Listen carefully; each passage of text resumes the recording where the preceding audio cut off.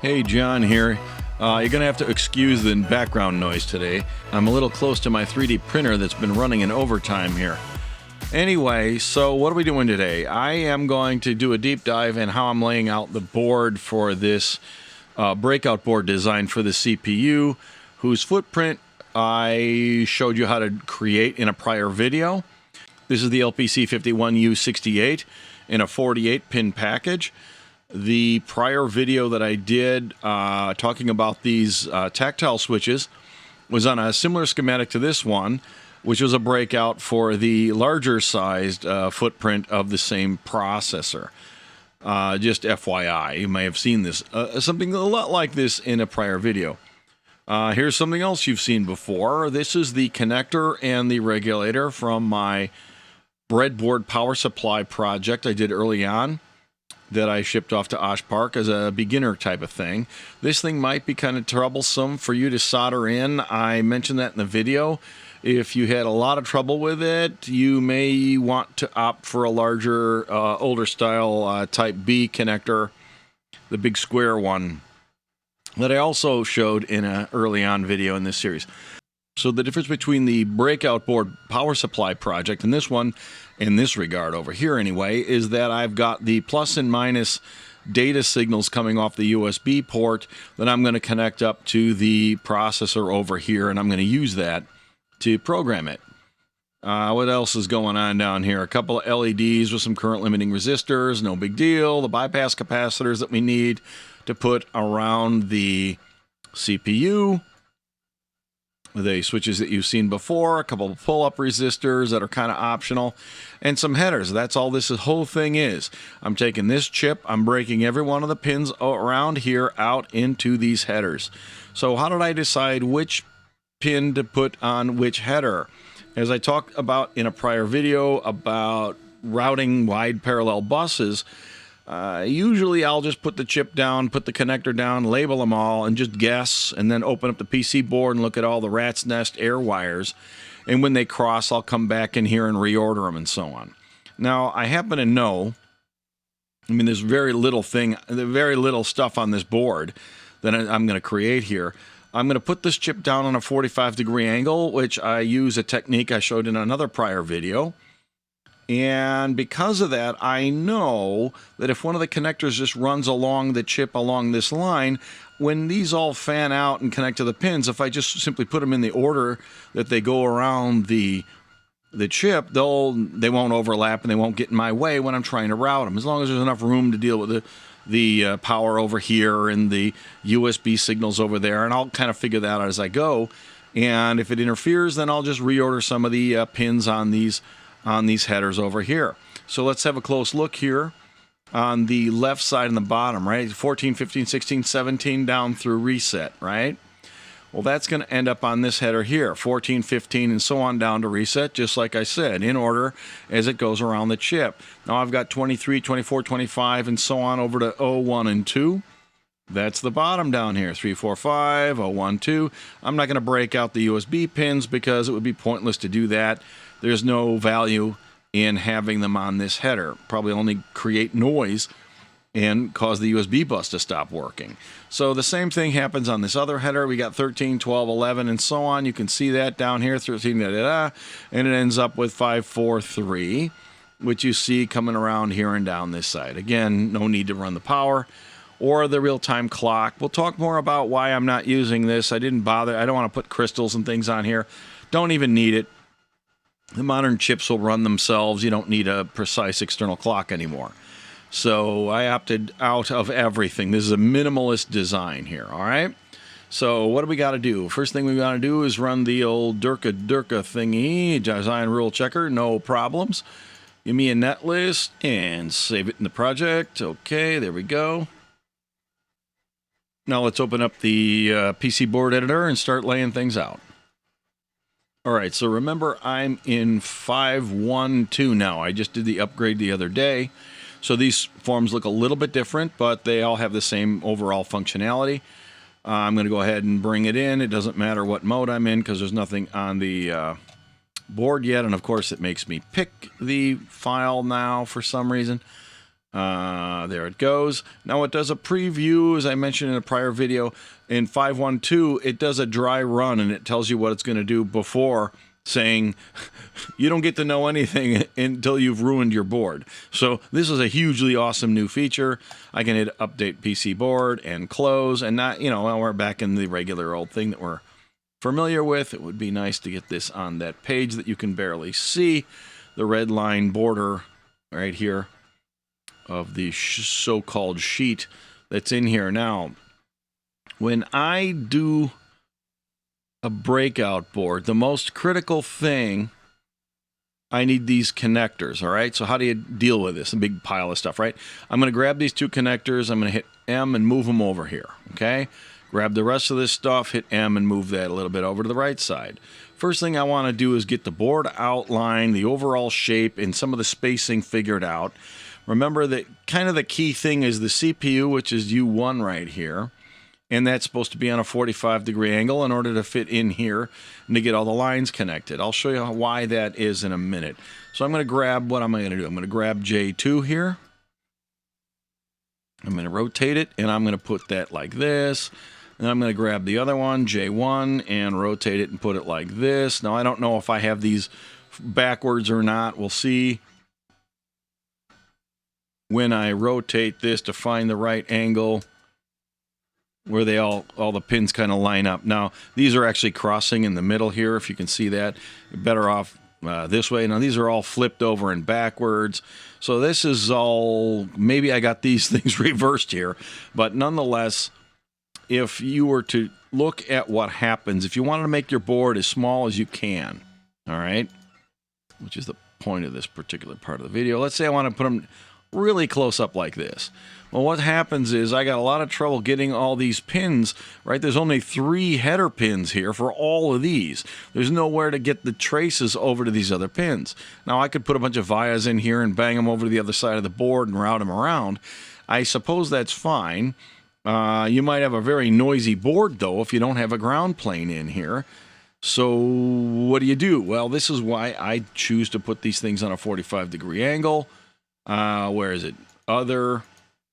Let's see here, 315. One of the viewers posted a note earlier on that somewhere inside here there's a configuration where I can control the default angles, and I can make it go in 90s or 45s or whatever. So when you hit R, you can get more or different choices. That's cool, but I only do it once in a blue moon. Whoa. So I usually just do it manually, but just so you know, there's some default settings where you can tweak these things. All right, now clearly that's not a very good rat's nest here. And these pins over here seem to go up there. So let's rotate this a few times to see if I can get it to come out right. Now these are all flipped over. So I think what I'm doing here is I'm looking at J2.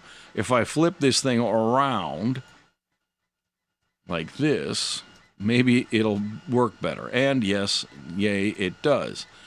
Except for the fact that this pin runs all the way over there, but that's because this one here as well is flipped over. So let's flip that one around. There we go. And now that comes out just nice. Okay. So now I can fan all these pins out onto the headers. That should work pretty well. These look kind of weird and overlappy. Why is that? Well, these are power pins. I'm not going to worry about that because I'm going to put a big ground plane on the back of the board. And I'll probably run a track or something down the middle underneath as well for the 3.3 volts. So this should all be fine. This looks pretty good. Let me highlight this and move it. What I'd like to do is kind of center it on these critical pins right in these middle ones, kind of shorten these as much as possible.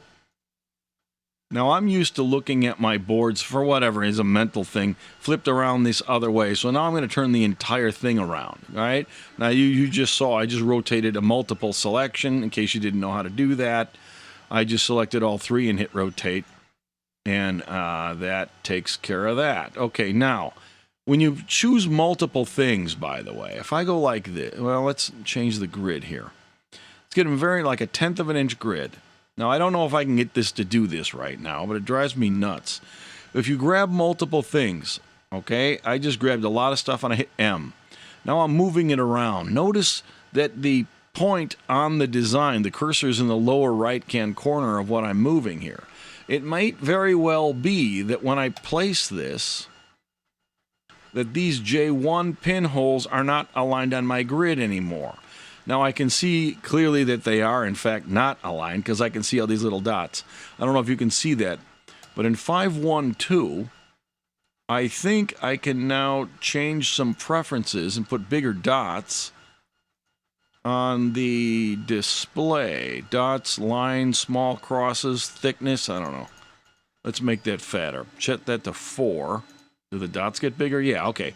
So these are more easy to see now. Although they're...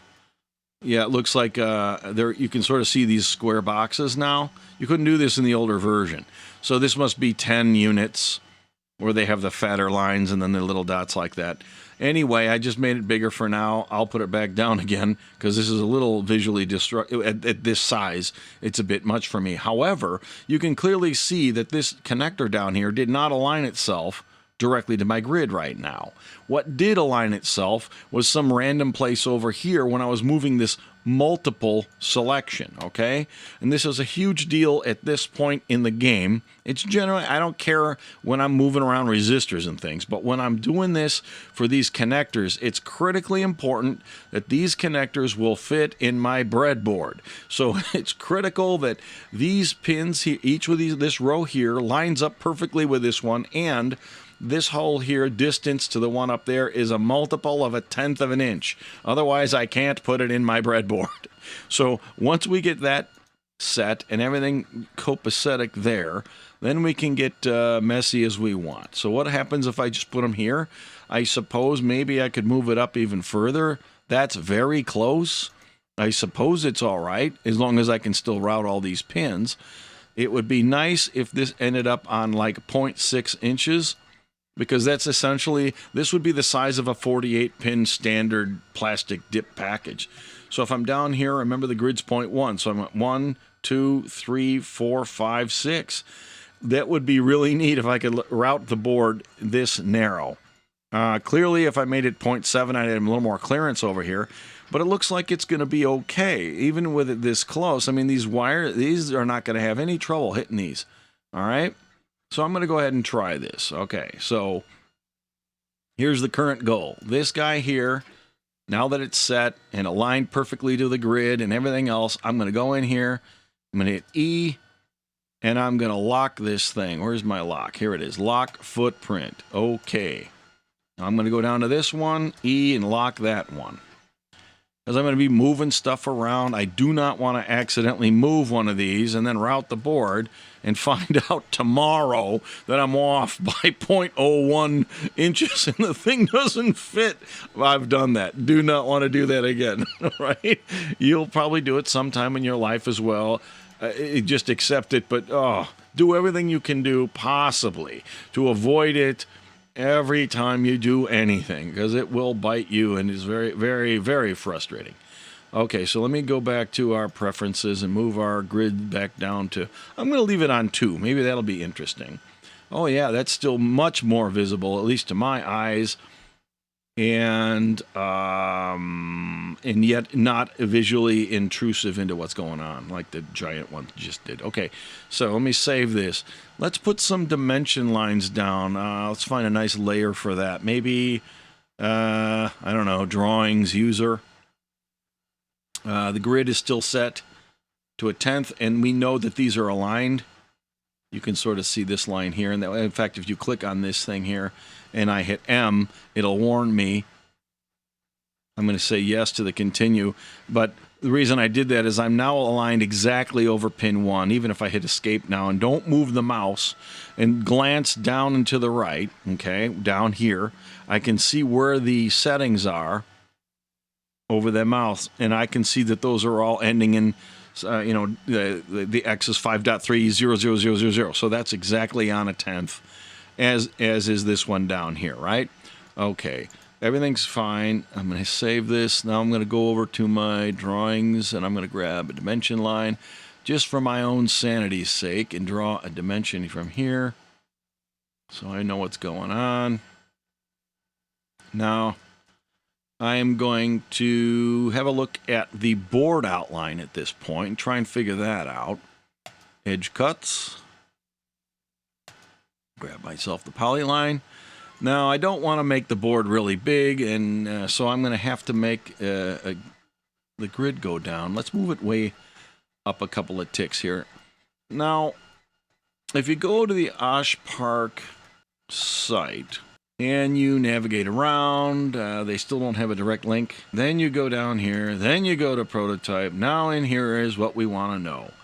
You want to know these guys, the quick and detailed specs. What I'm looking for right now is the distance to the edge. We've been in here once before. Minimum 15 mil keep out from the traces of the copper to the board edge, right? 15 mils is really small, okay?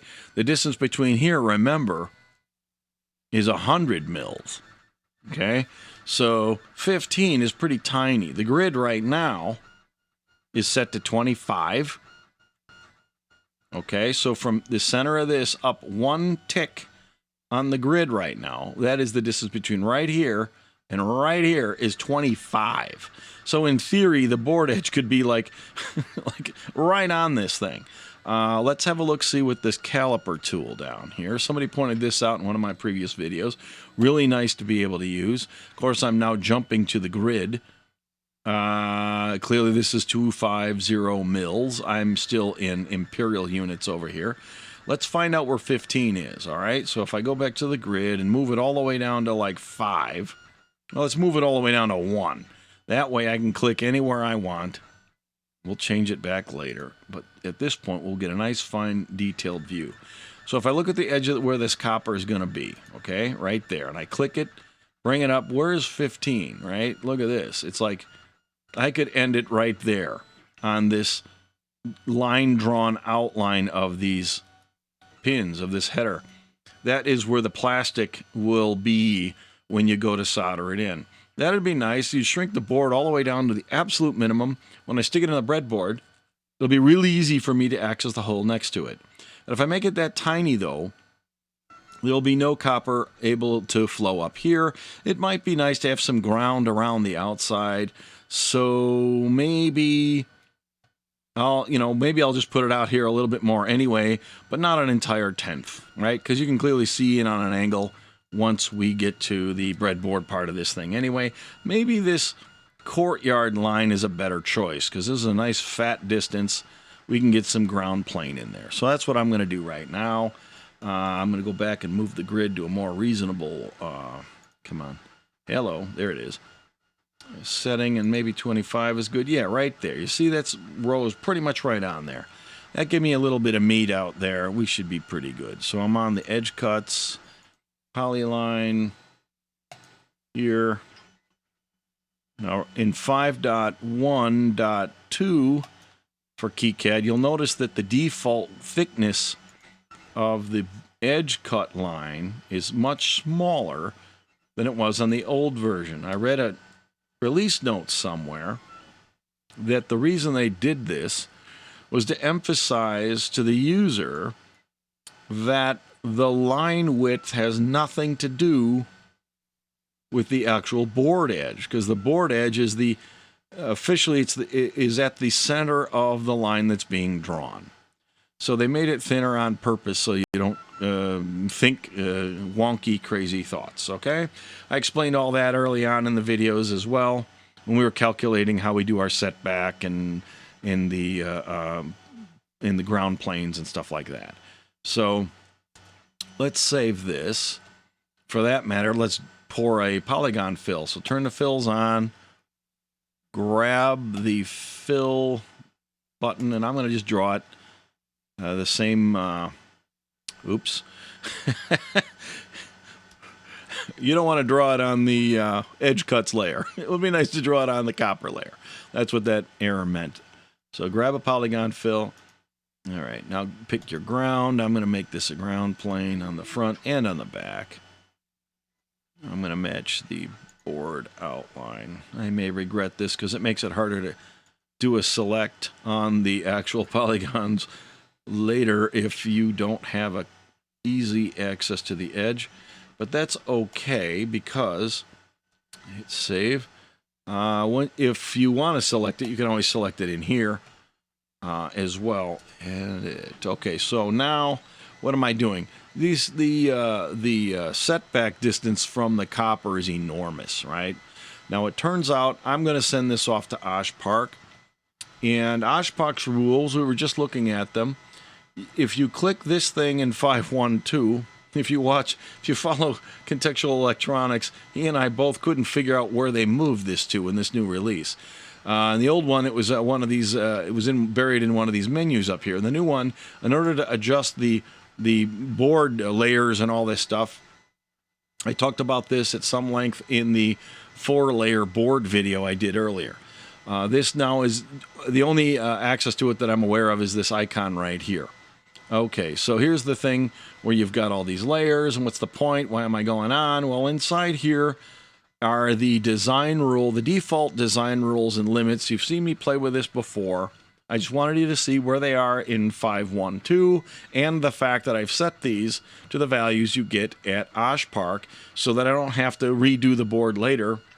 Early on in my videos, I use the KiCad defaults, which are much bigger. The track widths, I think, are 8 instead of 6. 8 would be a problem with the tight routing of this board. The defaults for KiCad's vias are much bigger than these as well.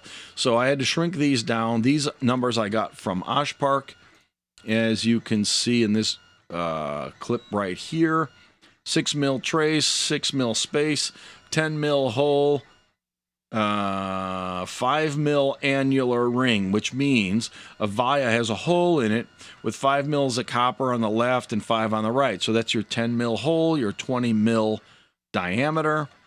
I'm pretty sure I've gone over this once before, at least in this series, but in this deep dive, I'm doing things in a little different order. I'm doing them the way you're supposed to do it. Now, let's look at these net classes. In 5.1, the image is a little different, and I finally figured out this is white on light gray, which is why I can't see it. So the person that chose the font colors is smoking some weird stuff. I don't know what's going on with that choice. Anyway, if I click and select a row, it highlights it so I can at least read it. These are also not the defaults in KiCad, so I wanted you to see these as well. Before I route the board, I set my default minimum values for the clearance, track width, via size, and drill. And here as well, tracks and vias. I honestly don't know how to use this, but what this is for, I don't usually use it. It's so that when you're drawing tracks and you're placing vias and stuff like that, you can create a selection of the specific settings that you'd like to have in your board. Now, the reality is, I only use a couple of different sizes, and I don't mind manually setting them as I go, which is what you've seen me do in the past, because I don't use that many of them.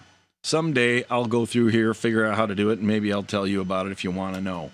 Now, this is in violation of the spec that you see at OshPark, this 2.5 here. And you'll see why. I'm going to go ahead and set, OshPark says, what do they call that? They give this a different name. I'm going to hit OK here. Where's my browser? Here it is. It's this thing down here. Solder mask expansion, retract, or shift, 3 mils. What that is it's telling you that when they put the silk screen down, not for the silk screen layer with the legend in the drawing, not this thing, okay, the silks over here, the solder mask, okay, this layer, which is also a silk screen of just green goo, okay, that thing has all these holes in it, and actually these holes represent where it's solid, right? The solder mask will fill between all these anything that's purple is not going to have solder mask on it. And if you zoom way in here with these finer pitched parts, the problem is if I say 3, let's go back to the front copper. What that number is telling me is that's the thickness, that's how far I need to be away from this pad here to make sure that the mask doesn't get on top of the pad and screw up the pad. So let's go back to our 1 mil and grab our micrometer and have a look-see at this thing. Even at 1 mil, it's hard to actually get it right on that edge. That's how small and tight this is. So if I go to here, I can clearly see that the radius, where's the R? R is 2.8, okay? I'm not perfectly against it on this side, so this is 3 mils right here, okay? That's what that number pertains to. Now, if I set that to 3 mils, let's grab it back out here again. And we look at how big this gap is between here. Wow, let's see if I can get a finer grid than 1 mil. Yes, I can. I can get all the way down to 0.1 mils. All right, now we're cooking. How big? Okay, now I can do this again with more accuracy. So you can see here, this radius is 0.003, right? The third line down. R equals 0.003. That's 3 mils, okay? Now if I grab the micrometer and I say, how big is this gap? This is 0.019, or about 2, okay? So here's the problem. If this is only 2 right here, and just one more reference, if we zoom way in here, and you get your board back from the manufacturer, I'm talking about what we call this web, or the thin trace right in here. The green goo is the solder mask. Osh Park will remove this from my design, and it'll just be one big brown layer in here. Why? Because this is only 2 mils wide, and if you look at their spec, it says they want it to be 4. All right, the solder mask web. That's what they're talking about right here. So unless that's 4, it may not show up. Now, I don't know. It might be that Osh Park will try to put solder mask in here and potentially fail, or they won't do it at all. Some manufacturers just change what you give them because you've exceeded their specs, and other ones will try and do it and go, oh, well, it's your problem if it screws up. Either way, it's not what you asked for, and you could end up in trouble. So here's what I'm going to do. If I make this just 2.5, all right, and I hit OK, what happens is this widens up a little bit now, all right? Now, I can sneak that up until this gets to about 4, all right? Where am I at now? I'm at, oh, geez, I'm at 3. Oh, that's a bummer. Save. Let's see what we can do here. If you bring the mask clearance closer to the pad, and I believe Osh Park will let me do this if I want to. This will give me another 1 totally all in, right? If I move it closer and closer to the pad, I increase my risk that there will be some solder mask covering this pad. It's not going to entirely obscure it. It might be just a smidgen on there. This is 2 because I just set it to 2. If it's off by as much as 3, and they give me the absolute worst case, it'll cover this much of the pad.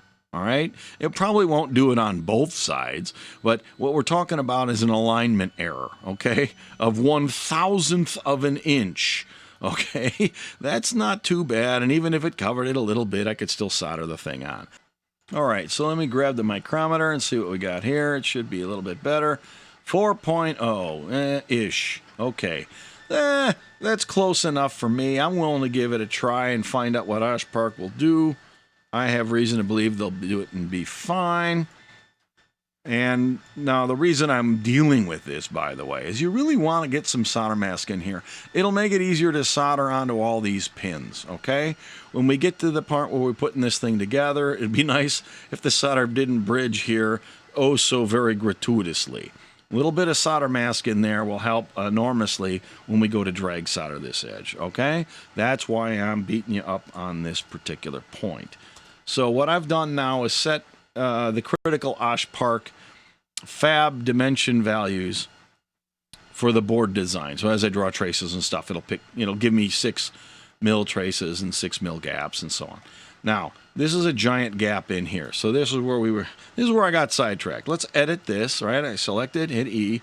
Come down here. What do we got going on here? So we got clearance, minimum width, thermal clearance, blah, blah, blah. What's that all about? Talked about this in a prior video as well. The clearance that Osh Park says, the minimum is 6. Now, I've had board fabs say, yeah, they'll do 6 mil clearance, but they don't want to do 6 mil on massively huge areas. So I'm going to go to 8, okay?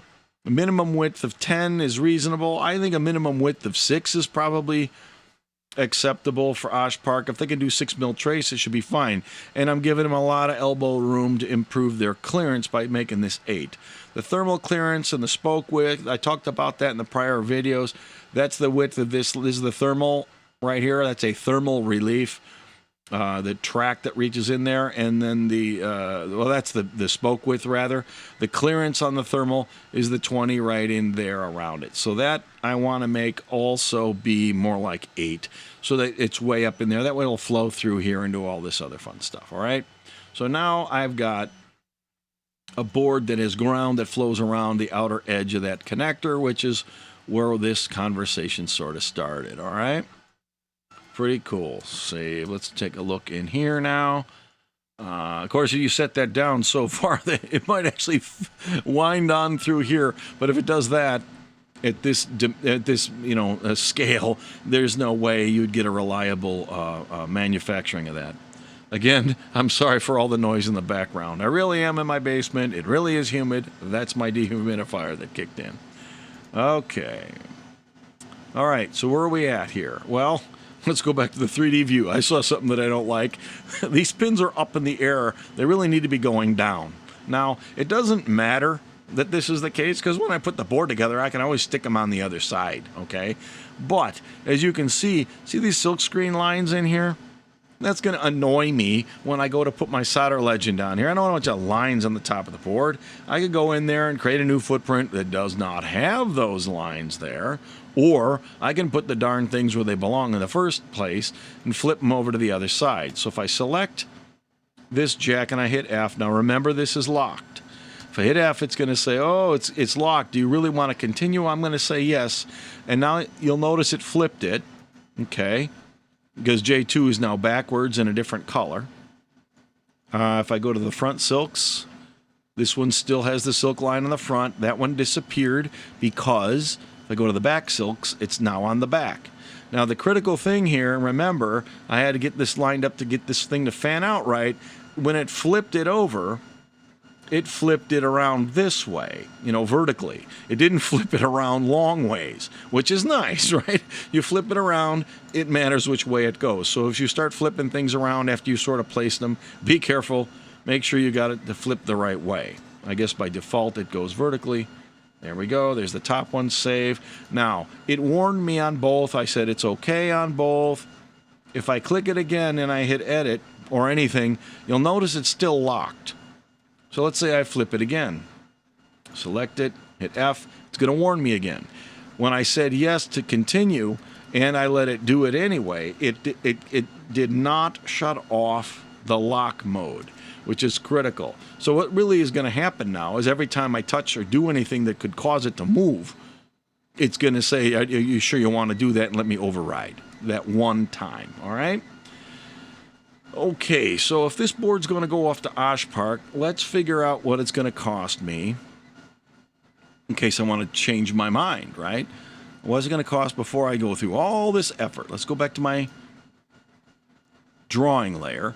Let's put another set of dimensions on there. Let's dimension this thing's outline so that I can figure out what it costs. Now, remember my grid is set to some crazy value. Let's move it back to a less crazy value. I think 2.5 is where I was when I drew the outline. Yes, because clearly these all line up here. It'd be nice to get the dimension to line up properly with my board outline. I'm going to go do all this effort here. Drawings user, dimension, go grab that corner of the board. You'll see this thing. Oh, that's neat. I just noticed that. And in 5.1, if you're actually over something that's a point on some other thing, it gives you this little bullseye target that lines up. Now I'm zooming in to let you know there's two of them really close together here, okay? When I was out here I couldn't really see it, but I knew it, right? So grab the outside outline of the board, not the outline of the courtyard of your connector here. So I want to go from the tippy corner right there over to here. Paste the other one right there, come back a little bit and see how big it is. I'm still in Imperial. They quote their boards in inches, so this is 245. by what that's going to be point like 07 or something like that. So let's give me 2 square inches. It's going to cost me $10. I think I can stomach $10 for the sake of learning something. What's this guy going to be? 7.5. Okay, save. I can't do that in my head. I'm not that good. 0.75 times, well, that one you probably could. 2.45 is 1.83 square inches total. That's just under $10. Awesomeness. So that's what it'll cost me if I go to Osh Park. And $10 is going to be cheaper than just about anywhere else you could that I'm ever aware of. Please let me know if somebody's cheaper. I mean, if you go to PCB Way or JLPCB or anything that comes from China, you're going to end up spending $15 to $20 for shipping anyway. If you want it soon, if you wait a month or something like that, I suppose you could get it much cheaper. They got like a $2 or $3 shipping on a $2 or $3 run, which that'll give you down to $5 or $6 maybe, versus the 10. So yeah, all right, fine. You can get half price if you want to wait a month. I'll wait 10 days, which is roughly what I get when I go to Osh Park.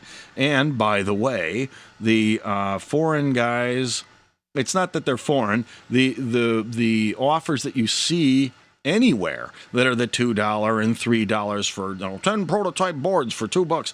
What they're giving you is what they call hot air solder leveling. Those are hassle boards, and I like the gold ones, especially when you're going to deal with such fine pitch as this. Gold-plated boards from the PCB Way and JLPCB, those are more going to be like $20 or something anyway. So I can't get it out of my head how cheap that you get from Osh Park. And I know I carry on. Maybe someday they'll give me a sponsorship. I don't know. Anyway, nobody gives me money to do this. I'm just insane and narrate what I'm doing while I'm doing it. So that looks pretty good. All right. Now these 2 switch buttons, I've used products from NXP in the past. I actually like them. And the main reason, when we get to talking about how you program this thing, you're going to find out you need nothing. All you need, well, okay, fine, you need something. You need a USB cable. You don't have bootloaders and all that other garbage. You don't need a special programmer.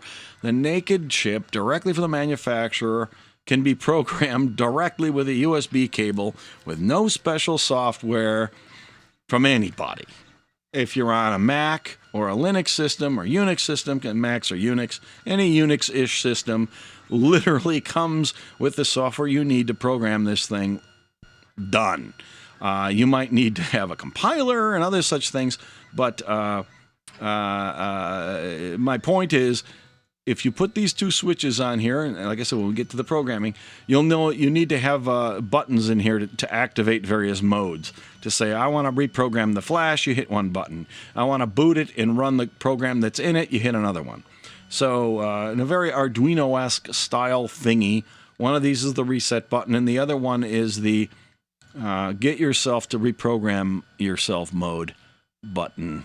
We'll see at some point here. So I'm going to put these buttons over here. They're going to be kind of in the way. This will just make it interesting when we're trying to route all of our traces over here, right? Let me shut off that Polygon Fill now that we know what we're doing. How are these things going to fit in here? I might need a higher grid setting. I could sneak the chip over to the left a little bit.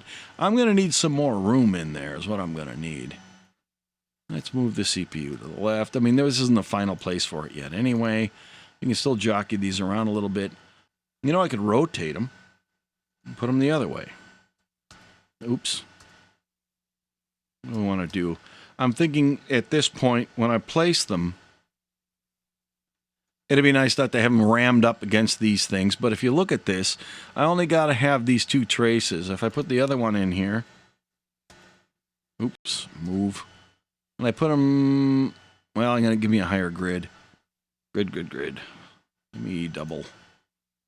Okay, move that over there. Okay, now, if we put these things right up next to each other like this, now I'm going to have to measure the actual physical switch to make sure that if I put them in here, they don't knock together. I happen to know they will fit. Clearly, this pad's a wee bit close to the board edge, Or maybe not, actually. Remember, I only need 15 mils in there. Well, have to have a closer look at that. Anyway, we got 1, 2, 3, 4, 5, 6 holes here, all of which need to have traces. This trace is going to come out over there, so that doesn't matter. This one's going to have to come up and around here. 2, 3, 4, 5. They're not all going to fit through here, all right? So some of them are probably going to have to wind up and through here, and eventually if I have too many, they'll run in. As long as these guys don't use more than half of the space under these switches, I'll be okay. Plus, I have to be careful about the fact that I've connected both of these pins together in the copper. Now, I got a secret. I'll admit, I purposely did this in the schematic as a follow-on from the last video when I was talking about what happens with these particular switches and the confusion with the footprints and all that. You only really need to hook one of these up. And at this point, if I wanted to just run a wire over to 3 and ignore 4, I can go in the schematic and not have them both connected, all right? And that'll make this much easier. Point is, it'll open up this thorough path underneath these switches so I can run traces up and through there. That'll be very convenient if I run out of space down here, and I can clearly see that I will. All right. Okay, so that looks pretty good. Let's make sure these two things fit together. If you go to the tactile switch, actually, I've got a micrometer, and I've stuck it on my switch, the housing. These pins, all right, stick out of the plastic housing that has just a teeny, tiny overlap here. In other words, this annular ring here is far larger. This thickness here is much more than the amount of plastic that sticks out from the pin. All right, I know these won't knock together, even though the courtyards are rammed up right next to each other like this. In fact, the courtyards aren't even overlapping. That's literally as close together as you can make them. And in KiCad at this grid setting without actually having them overlap, I think that's going to be fine. I'm not too happy with them that close to the board edge, even though I'm sure that 15 mils will be okay. So I'm going to move them one tick to the left. That's a big tick. Let's move my grid. Where's my grid at? It's at 20. If I move the grid down to 10 and I move it one hop, that's 10 mils, all right? So if we look really closely in here, see the way the courtyard is over the edge of the board there? I move it to the left. One tick should be 10 mils. I must have moved this one 2 ticks. Ah! What did I do? Change the... What did I do? I changed it from... Oh, I must have changed it from 25 to 10. I'd have to back the video back up to know for sure. Nonetheless, this is more than enough space right here. If we grab our caliper... Now we got to go back to the super grid. 1 mil should be good enough. Go here. How many mils is this? The R value tells me I've got 9. Oh, that's not good. I need to have 15. Am I doing this right? Yes, 15. I got to be that far from the board edge. How did this one come out? Oh, because he's a mile. That's why. He's a mile away from the board edge. What do we got? Actually, I got to care about the ground pour, not the via hole. Here, turn on the grounds. I need this to be 15. That's 9 to 14, 15. So we're going to have to go back like we did in the earlier video and set the thickness of this line so that it causes the setback to go to 15 here. So what does that mean? I'm at, as it is right now, I'm at 9.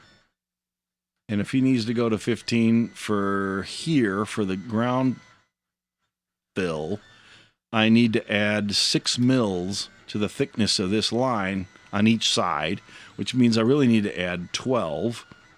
That's the zone. That's what I was talking about earlier. Trying to select the zone versus the outline. What I'm doing, by the way, right now is I'm clicking. If I click in the middle of here, it doesn't know whether I want the ground pour, which you can see just lit up, or the line. But if I click up here, I'm only clicking on the line. All right. So I just clicked up there, and I'm going to say the line thickness. So I need to add 6 mils to this thing. Currently, it's 2. I need to add 6 times 2 is 12. So that's 14 total. makes the line bigger. If I hit B to re-pour the fill, now you can see it moves back. And as I explained in the earlier video, if you measure from the center of your line, which is where the board outline is going to be, I'm now at 15. So again, I've done this once before. Let's go ahead and just make all the... Grab the ground plane again, edit 14.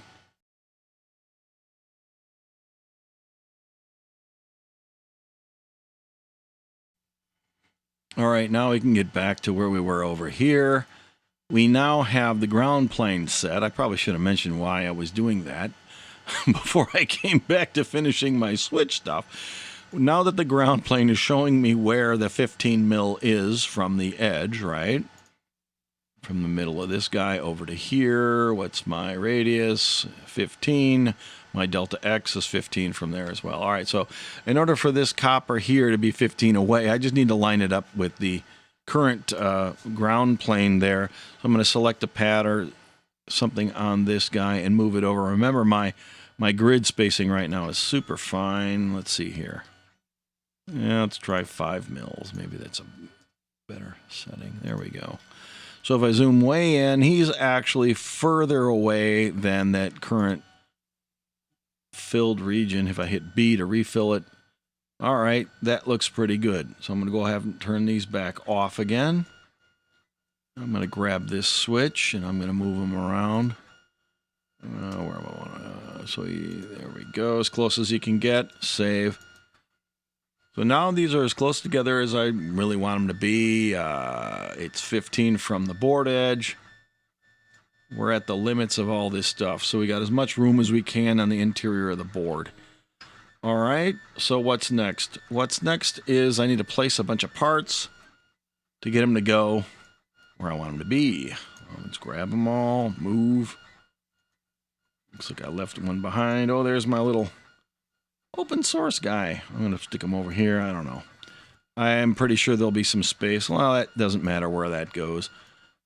What does matter is that the USB connector is accessible, so I'm going to stick him over there somewhere. Let's coarsen up the grid a little bit, help line things up. This is really just a matter of visual preference. Remember, the overhang on the USB connector has a flanged nose on it.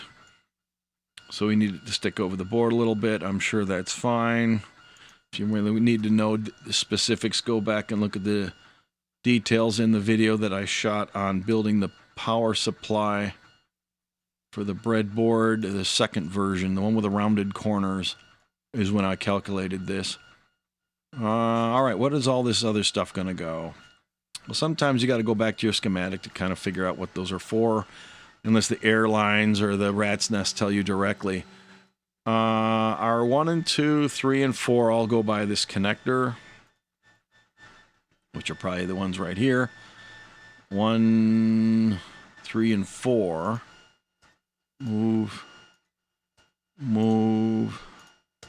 Move. Where's R2? What's this one? That's our 865.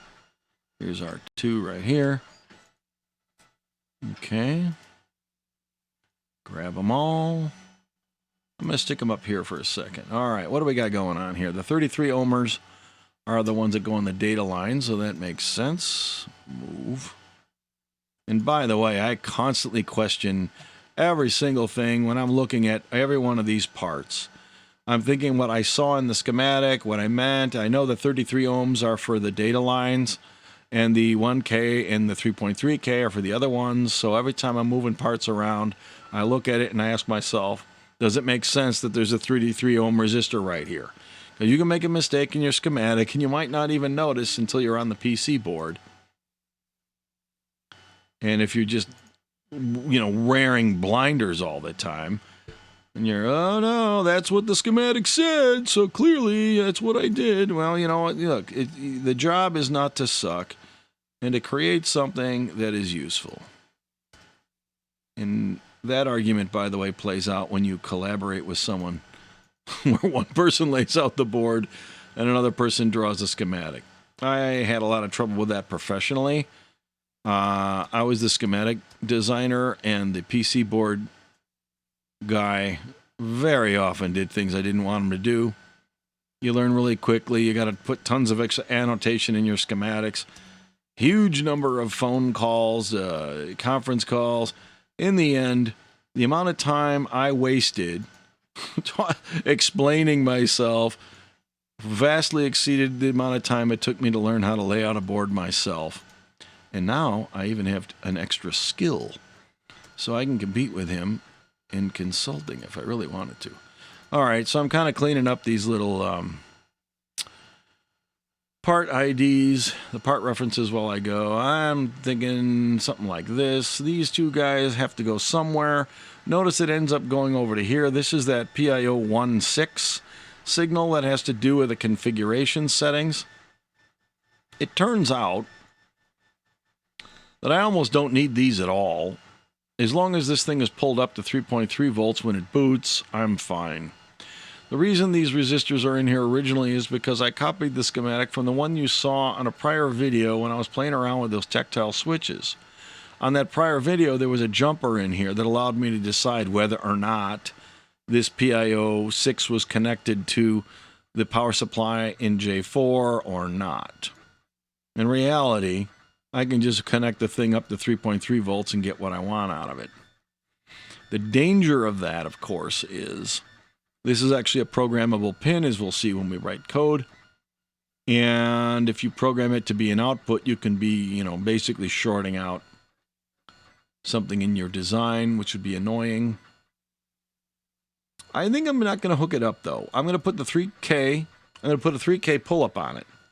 In fact, that'll become an optional part, ultimately, because I happen to know the spec says, although I've learned my lesson on trusting the specs, the spec says that PIO16, which is, is it 16? PIO16, this guy here has a pull-up inside the chip, so in theory I could let it float and it would be 3 volts, all right? But in reality, see also the Xilinx Spartan 3 chip, the M0, M1, and M2 configuration pins don't act the way I thought they did. I'm going to go ahead and pop and put a place for a pull-up on here. I'm going to put it down here with these other guys. That's why I'm moving it over here. Just in case it really does need one, in spite of the fact that my interpretation of the documentation suggests that I don't need this. I've learned my lesson. Or not. I learned a lesson. All right, let's go ahead and connect that up. All right. No, I don't need this anymore. Obviously, what this was is a voltage divider because this is 5 volts coming off of the USB bus. And that pin needs 3.3 volts. And this particular breakout is just for myself anyway, and therefore I don't need to care about anyone else's opinion on how this should be done. Delete, save. All right, hit G to drag this thing around and make them line up. Why not? Now it looks pretty. Save. Alrighty. Save. Close. Oops, wrong button. Nice to review my footprints. Sorry about that.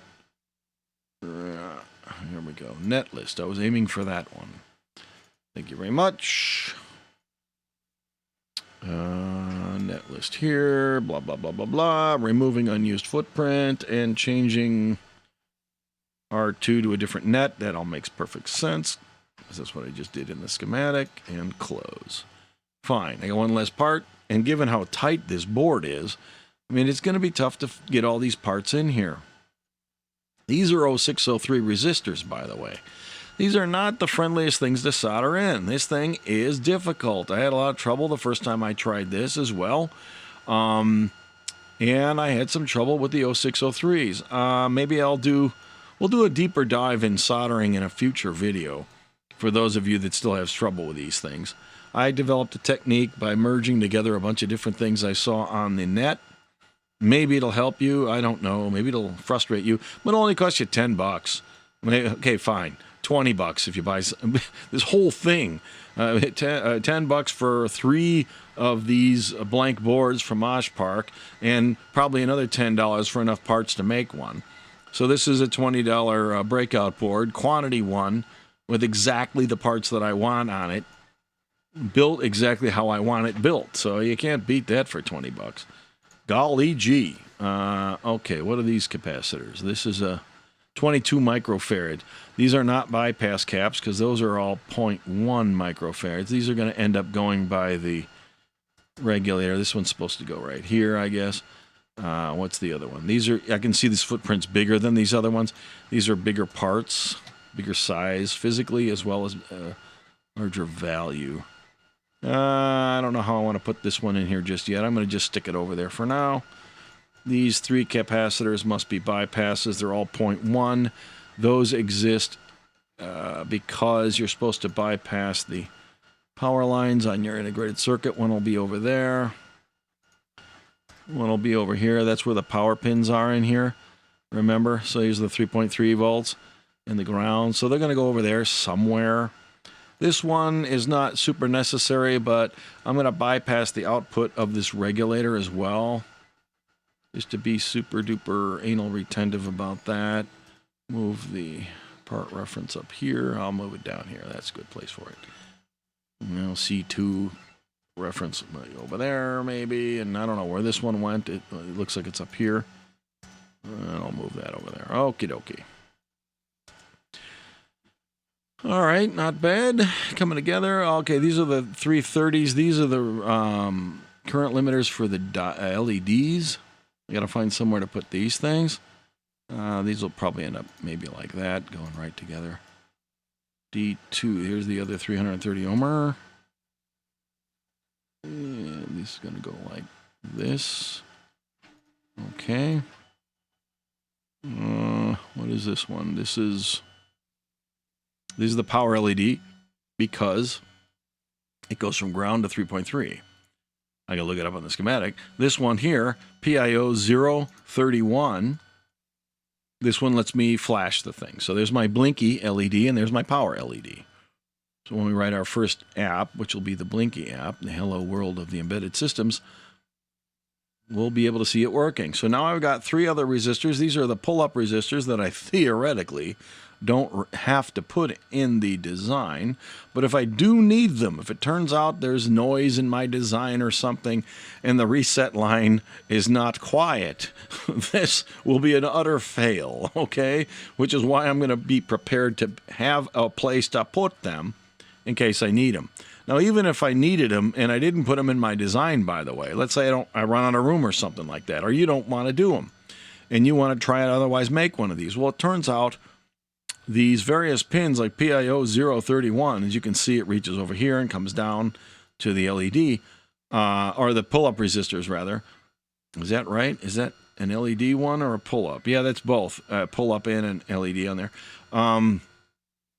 That pin also goes to one of these out here. It's broken out, where is that? Who cares which one it really is? 031, looks like it comes over here somewhere. 031 right there, it's on pin 8. I could put a resistor outside the board in my breadboard and pull it up if I really needed it, right? But I don't want to have to do that every sinking time, so I'm going to go ahead and put these pull-ups on the board in case I need them.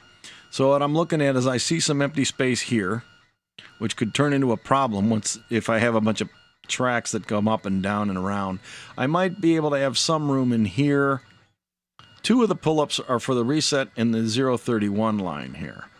So I'm going to have to run those traces over to get to these pins anyway, eventually. So I'm going to just assume that I'm going to find a way to shoehorn this sucker in somehow over here. Worst case scenario, I'll put it on the other side of the board. Clearly, I could put them on the back side of the board. There's nothing wrong with that. That says R6 must be for this guy here. I'm just looking at the air wires in order to try and figure out which one of these is supposed to go where. That's what the air wires are for, and I don't remember what that... goes at 0.4. So if you kind of move it around like this, you can see that one trace winging around counterclockwise off of this pin over here. So clearly there's PIO 04, and there's the resistor that I need to somehow put in here.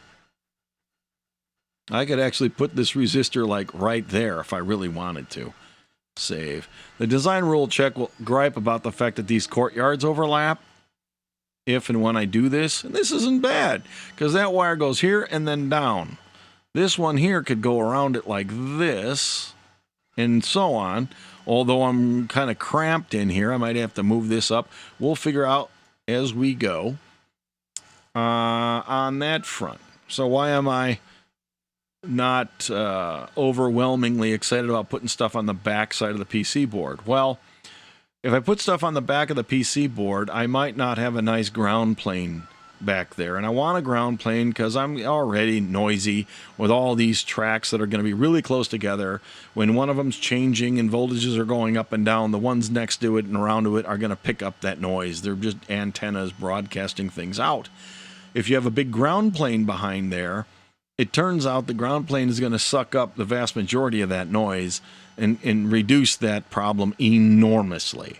That's why I put ground planes whenever I can in designs like this. Okay, so that's why I don't just indiscriminately put stuff on the back. And on the other hand, over here I don't have much of a problem. All the voltages over here are DC. And what I'm thinking out loud right now about is I could actually put this entire regulator on the other side of the board if I wanted to. In doing so, however, I'd have 3 volts running all the way across here on the other side of the board. I would have no ground plane traveling from the left to the right of the board other than around the outside edges here and there, which wouldn't be great. On the front side of the board, this would all be ground. Could all be ground. That would be fine. I could just put a bunch of vias here and then have the regulator on the back and a bunch of vias over here so that anything happening ground-wise in the back will bounce up to the front and then bounce back into the back again on this side. That would be a pretty reasonable choice, in my opinion, if I really wanted to do that. And I would do it if I ran out of space. So let's look at the last parts that need to go in here, right? D1 and R8. This is just a power light. Let's put that over by the regulator. It doesn't really need to be anywhere else. Now, if I start cluttering this up too much, there's going to be no way to get these USB signals over to this chip. And the USB lines are very high frequency. They're going to be a little bit sensitive. You generally don't want to be too indiscriminate about just running random signals through vias all over your board and twisting them around all over the place when they are that kind of signal. So I could, if even with the regulator on the top just like this, I could run the 2 tracks up and around over here, and that's not bad. They kind of go over here anyway, although I got to deal with all these other guys as well. Maybe I can kind of come up and around through here and then come around inside there. That may not be a bad way to go. These can be much closer together. No reason I can't cram them up in there. Let's see how much space I can free up. If I move them over like this. Now I can move this guy down. I can put this guy pretty much anywhere. It's not even really required. I'll go ahead and put him right there. I can put them on the other side. I can put them up here. I can put, let's just move this thing out of the way. That's not even required in the design. I just put it in there to have extra capacitance if I want it. Let's put the diode there. And the limiting resistor there. So now that's about as tight and put together as it can possibly be. I'm going to have 3.3 volts in here and there, and I could have ground over there. This little capacitor, if I still wanted it, I could easily put it right here, and that wouldn't interfere with any traces going anywhere, which would be fine. Let's move this symbol, the reference C5, get it out of the way. I'll put it over here, and then I'll put R8 up there as well. Notice that there's a blue line on the R8 that goes to the center of the footprint. You see it in there? That lets you know when you're grabbing these symbols, the references, what part the reference is for, so you don't accidentally put it on the wrong one. All right? So there's another little tidbit if I haven't mentioned it before. Yes, I take advantage of those. That's actually why you see me spinning things around a lot when I grab them. It's not me just being weird. It's me making real sure, in a weird way, that I put the thing on the right part.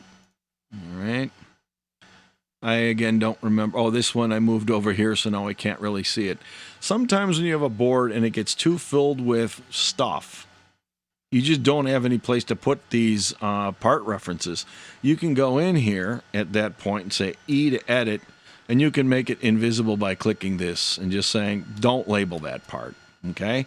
Oh, I'm going to leave that one underneath the diode, the LED for a minute, because this whole thing may move around a little bit. I'm just trying to get things parked. Not going to do any major editing until that's done. So what's this thing doing here?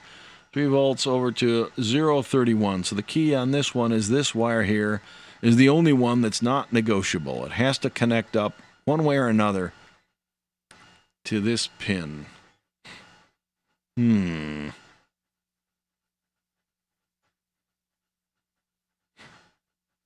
Well, let's just see if we can put it. Oops. I click this one to select it. I move over there and I held down shift and hit that one in order to select them both. Now I can move the two of them around. Let's rotate it around this way. You know, I'll stick it right here for now. Now the thinking here is that if I do have wires that come out of over here, they're going to go down and around there anyway. Maybe there'll be room in there for those parts. Or maybe not. I don't know. What I do know for sure is if I put parts on the back of the board to free up room, I do not want to put the LEDs on the back of the board because I won't be able to see them, right? I mean, duh. So I could put these resistors, all this stuff on the back. And maybe I'm going to have to do that. There's just way too much over here. I'm not going to be able to hook those traces in. The board will look a little cleaner without all that crud in there anyway. And the parts will clearly fit, right? Let me see. I'm going to save this, Alt-3. All right, here it is in 3D view. Now that I move these headers to the other side, you see this plastic? This is actually how fat that plastic really is. See how big these resistors are? They're tiny compared to this. I mean, even this regulator, if I put this on the other side of the board, it won't stick out higher than the plastic on these headers anyway. It's not going to hit anything. So let's go back over here and flip these resistors. So I'm going to hit F. Select it, F, select this one, F. They're all going to go on the other side. This one too.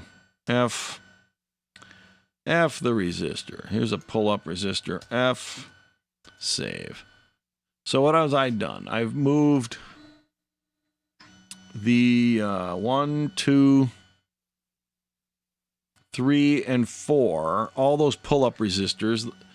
That's these. All 4 of these went over to the back, all right? As well as one of the resistor for this PIO31 LED. I put that on the back as well. All right. What one was that anyway? That's R9. Okay. So the 4 pull-ups plus R9, which must be this guy right here. Okay, there's the backwards R9 right there. If you go to edit and you say flip this thing over, no, it's view. Flip the board view. Now we're looking at it as from basically the back. All right.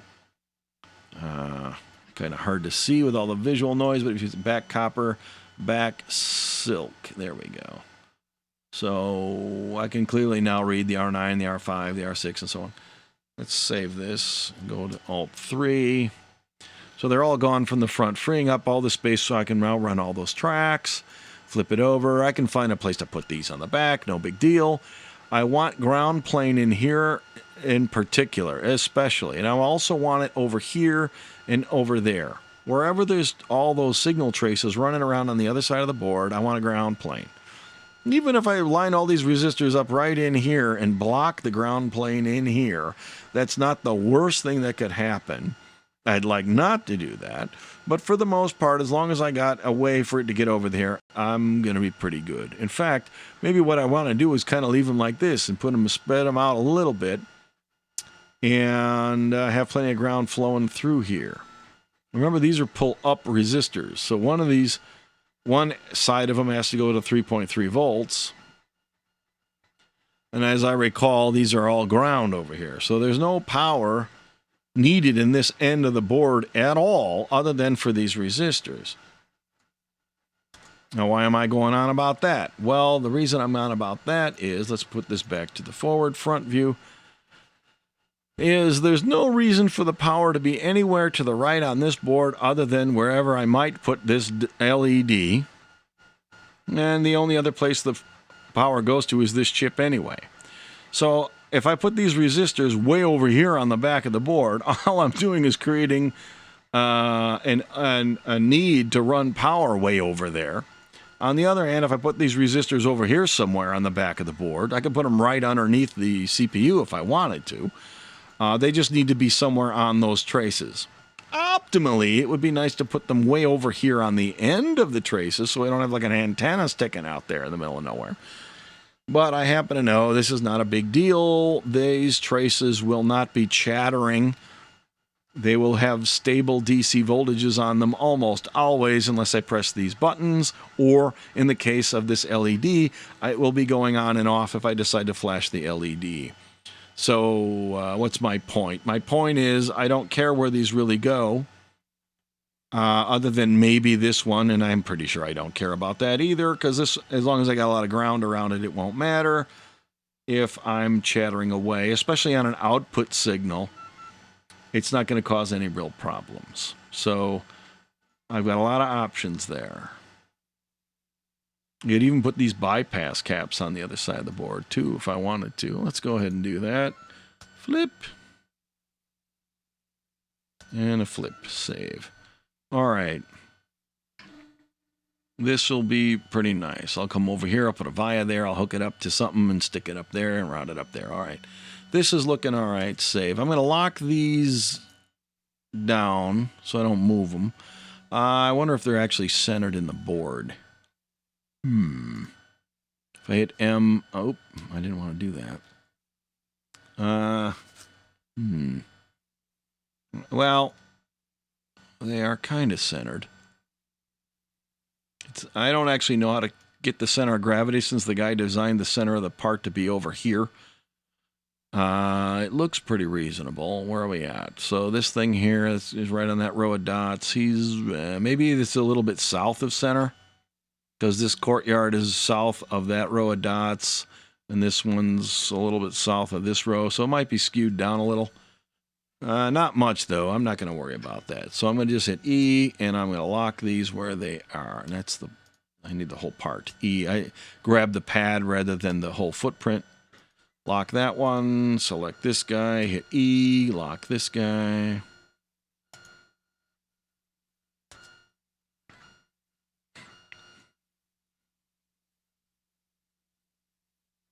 Now, I'm not going to lock the CPU because I'm going to run a couple of routes. I'm going to start routing these pins and see if I can get them to fit in there. If I run out of space, I may have to move things around a little bit to get around that. Let's see here. On the top of the board, front, give me a track. Now, if I do this, I don't want to do this. Do you see this wedge in here? Altium is much better at noticing this for some reason. I don't know if the DRC, at some point, I'm sure KiCad will check for this as well. That's what we call an acid trap. I think I mentioned that in an earlier video. You never want an angle, a wedge, an acute angle wedge in here, less than 90 degrees. If you have to come in from the side, I'm going to hit D, and you do this. All right, put an obtuse angle here and make this 90 degrees like that. Okay, or come out of the end of the pad, which is what I wanted this thing to do in the first place. Save, but it doesn't have to. That's okay. And maybe that'll give me more room for this. I don't think so. It's so close, it really doesn't matter. But I'm not going to come like this, okay? Why am I not going to do this? Well, because when I do the next pad, that'll be in my way. I need to get this thing over here. So I'm going to move it over like this, and I'm going to hit the left mouse click once.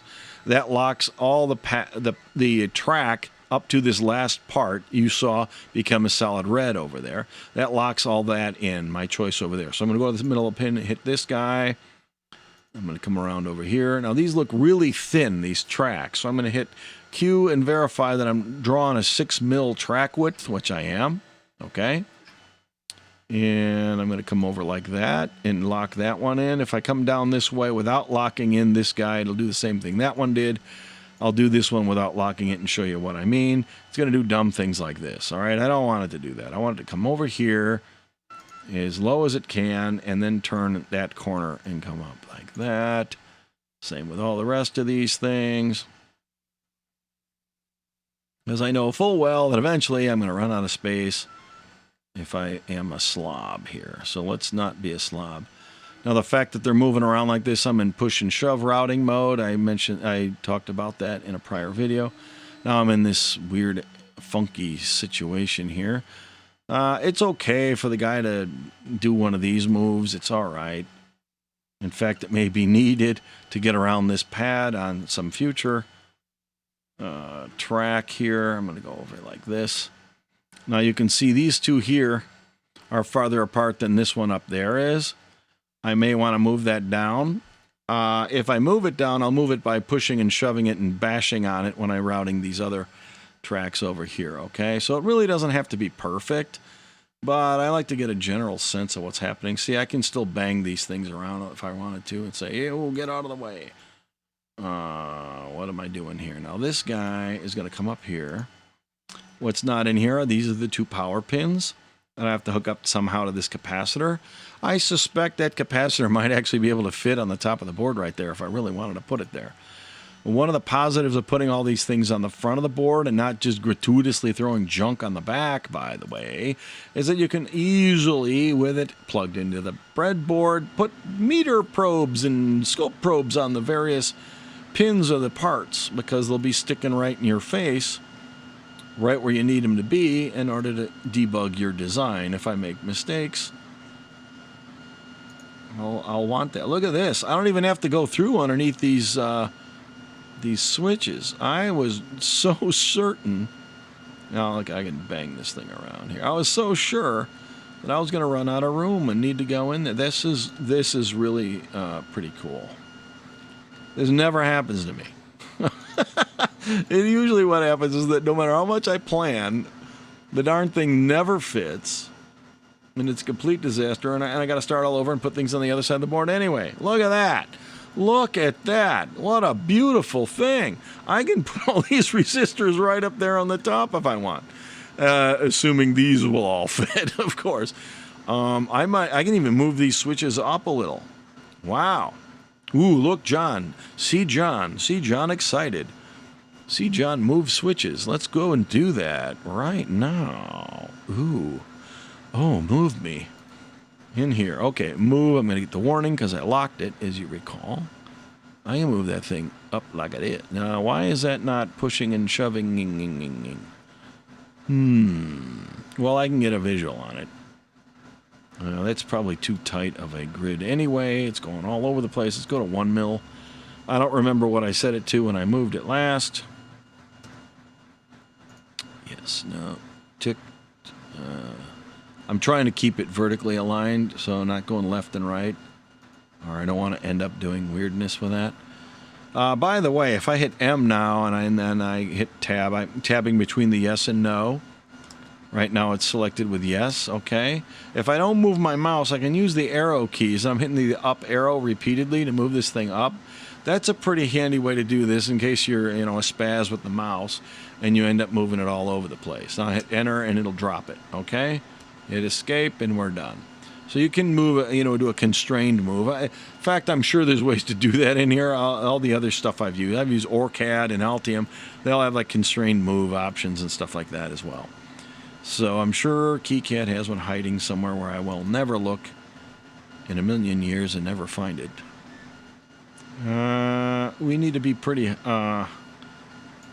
high res because I'm still routing tracks. I don't want the tracks to be jumping around all over the place. I want them to be able to get as close as possible, so that's why I chose to stay on 1 mil here. So this is the best scenario I've ever had, where everything just fits. In fact, it's so unusual that I honestly think I must have made a mistake. We'll find out. Come on, I hate it when this happens. There we go. I'm sure there's a catastrophic failure somewhere that I have made.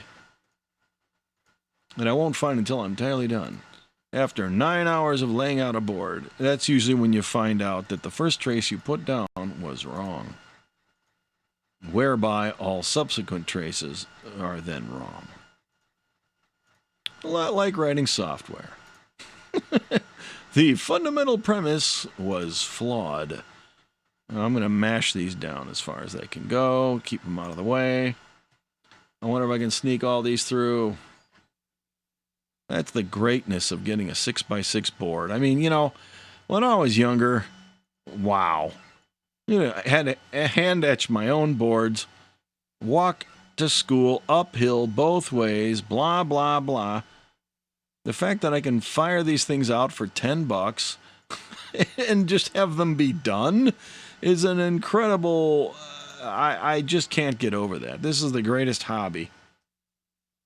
Any other hobby I know, I mean, geez. Whose hobby grows at this exponential rate? You know, oh, processors are double the speed every 18 months or whatever it is. Blah, blah, blah. Moore's Law. Everything cheaper every 5 minutes. This is the greatest hobby on earth. And then, to top it off, you've got guys developing software like KiCad and giving it away for free. Holy mackerel. I can't... thousands of dollars if you want to buy other applications that do this, by the way.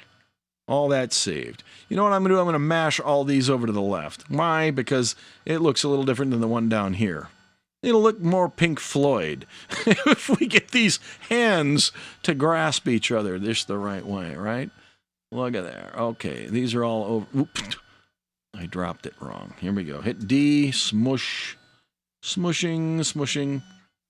I'll end it with this one straight and then clean these up. Now, a lot of people I've worked with could care less about how well their board traces line or not, or they jagged or not. You look at a board, and if it's all sloppy, you know the guy didn't care. And if he didn't care, he probably didn't check anything he was supposed to check. Of course, if you overly organize all your tracks and stuff on a board, you may also smush them all together like I am right now and increase the amount of noise flowing between them. So don't be organizational to the point where you've caused yourself a design problem. So don't do that. I think this looks absolutely fantastic. I have nothing but the highest faith that all the tracks running the other way will be fine as well. So I'm going to go here and grab this and hit E, and I'm going to lock that down at this point because I don't want to accidentally bump it without knowing and end up rerouting everything. I can't take it. I need this track here to come out the other way. I'm just too anal retentive for this. There we go. That looks much better to me. Fine. This one could come out the side. If I did it any other way, it would be just... It's way too much.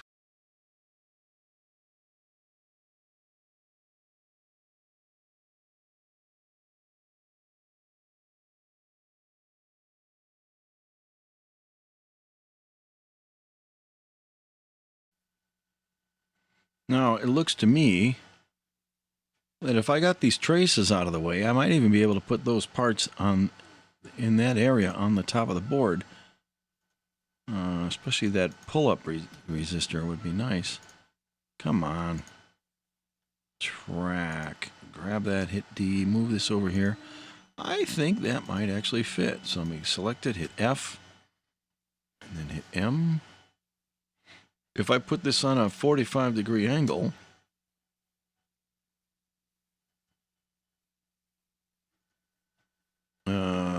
and I put it in the right spot, I bet, yeah, that'll fit fine. That fits fine. And this can go right over to 3 volts right there. Look at that.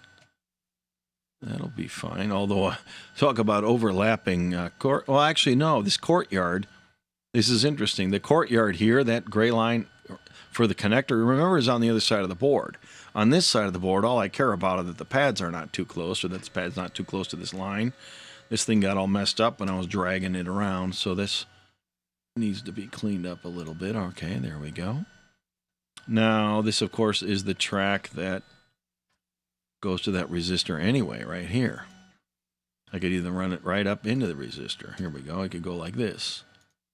Okay, right through there, and then I can get this out of the way. Well, I don't want to have an acid trap in there, so, okay, save. Now, if I was really good, I could probably get the capacitor to come on the top of the board as well as that pull-up, but I'm gonna leave that as a task for someone else. Yeah, you make your own board and then send me a photo. Actually, this would not be hard to do at all, because these 3 traces here could just be bumped up and out and around that way and free up some room in here, and I could put that cap on the top. This one here, I'll bet I could fit it in here on the top as well if I move these over to the right a little bit. Even with all 3 of these things on the top as well. This one, more of a problem. I don't see where I'm going to fit that. If I stuck it where it is now, all these would go over here and then down, which I could easily do if these things weren't in the way. It's a bit of a challenge. I don't know. I don't know if I care that much. Flip these up on top. We'll at least do these, right? So what's the deal? The reset has to go to the pin over there. So it turns out it might be possible to actually smush another trace in there. Let's find out. Can I do that?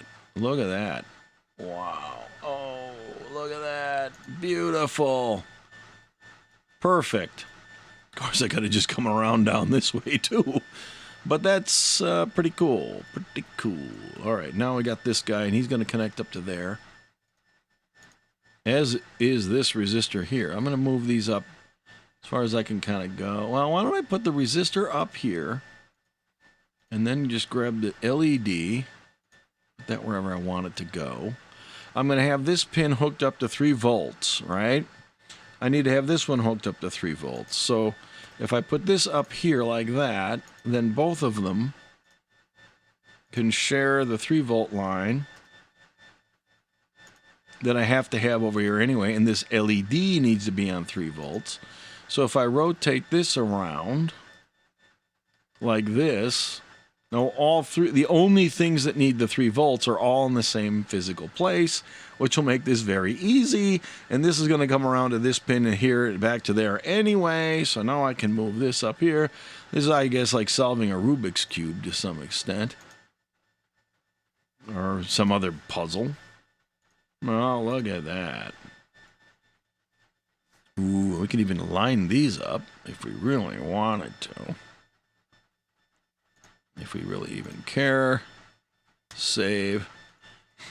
Now, by the way, if you do put these this close together, when you solder this board together, now, this is probably about actual size, okay? If you're on a screen the same as a 15-inch laptop screen, I'm looking at this in actual size. So your soldering iron tip is going to be about this big when you get it in there, all right? So if you're going to have trouble soldering in tight spaces, you might want to move this guy over to the left a little bit. You shouldn't have them that close if you're going to have some proximity problems. You'll notice you don't see any of the traces or anything right now. You kind of see them hooking up and they disappear. That's because if we turn the ground planes back on, you can see I never hit B to repour them. Save, Alt 3. Now you can see all the traces. And I got to say, I think this is looking really nice. This is very exciting. All the parts on the top, everything's good. If I could get that resistor to get in here okay, that would be the high point of the weekend, I suppose. I suppose I can run this track in and around this way into that pad that way. And I could free up this whole area in here. I don't know if that's enough to get the resistor in there. With these resistors up here, I could clearly come around it. That's actually not a bad idea. I could try that. Certainly not necessary. Why? Because this hooks up to 3 volts. This pad here hooks up to PIO04, which is on this pad right here. So this is like a big via. I'm going to leave that one on the bottom right where it's at. For that matter, I can do this one the same way. There's really no reason for this to be on the top here anyway. If I flip it over and stick it underneath in there, it wouldn't be a big deal. Yeah, I already did the work anyway. We'll leave it. Okay, save. I think we're looking really good. Oh my, look at this. Look at this. The only thing not connected is the reset and the configuration pin, the power, and the power over here, the data lines. The data lines. How do we get the data lines over there? Now, these are what we call a differential pair. And if I was good, I would route them as such. Maybe that's a different video I'll shoot someday. How to do a differential pair the right way. Technically, the right way is that both traces have to have the same amount of distance. So if they were winding, if they were turning around a corner, for example, the one on the inside would be shorter than the one on the outside.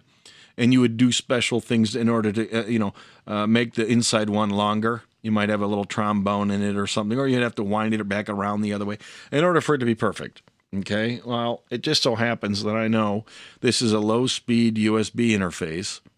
I think it's the low speed. Well, actually, the original high speed was like 1 megahertz. The super low was like super low. This is not a high speed thing anyway. It's gonna go. It'll go like a megabit. It'll be fast for our purposes. It'll program a lot faster than an Arduino will. But as such. You can get away with a lot of sins. That's all I'm saying. You can create a heck of a mess, and it'll still be fine. So I don't care. The answer is I don't care.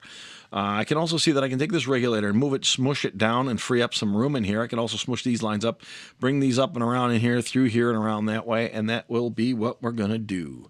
So let's shut that down there. These also don't need to be here. They can be turned like this. So like I could go here, oink, oink, and then they can come out the top and turn to the right. In fact, I can move them down a little bit. They're not aligned. I must have them aligned. It's critical that they're visually aligned, right? Not, but I like things to be super awesome. Whenever possible. I can also move them way over here. But if I do that, remember, let's have a look-see. Certainly don't do anything stupid like solder these in before you solder your connector. You're never getting an iron in there, okay? And if you screw it up, and you need to reheat that pin after these resistors are on here, give yourself a chance. Okay, so let me move this over to the right. For adequate soldering room. We've got tons of room here. This thing can be moved around a lot. This is a pretty reasonable spot for this to go. So I'm going to just declare that as awesome and run these traces like this and this one like that. Now, this is purely coincidental. These wires cross, and that means if I go in and around, whoa. Now, it wants to go through here, but I know I want to connect 3.3 volts across here. And generally, it's not a good idea to run signal underneath some other part. That's an analog DC regulator with a fairly clean-ish DC signal coming into it. So it's not going to be noisy. I could do that if I really wanted to. If it was like a super emergency, I could get away with it. But it turns out I don't need to do it, so I'm not going to do it. I left a little gap in there. I'm hoping... Where does that got to go? Oh, it goes to the outside. So if this is going to come up here and go around. Oh, perfect. Believe me, I didn't plan this, and it never comes out this way. I'm never this lucky. It just so happens that these aren't going to have to cross, is my point. If I push and shove my way around here, look at this, what's going to happen. I'm going to come, oh no, please fit. I beg of you. Now, let me just run this thing up as far as it'll go. Look at that. Now, I need to move this one around the regulator. If I hit D and I'm in push and shove mode, I can actually push it right around that pad, which is pretty awesome. Okay, I'm going to leave this messy for now because I might need to move the regulator, even though, you know what, I don't have to. I might as well leave well enough alone. What I do want to do, though, look, as I said, these are a differential pair. Don't be stupid. These are the signals that are supposed to be as close together as possible. All right? In fact, there's some settings in KiCad if you're into this sort of thing. You do a lot of differential stuff. There's actually a special config that says when I route a differential pair, you know, make them this close together or don't make them close together or whatever. There's specific settings for this. I'm doing it by hand and I'm being sloppy. That's also supposed to probably be exactly 120 ohms or something like that. So you'd want to use an impedance controlled route, blah, blah, blah. I've done USB before and I've gotten away with far worse than this. And it has always worked just ducky. So I'm going to just claim ignorance, be naive. Naively hook it up. I know it's going to work. There are rules you follow, and there are rules that are guidelines.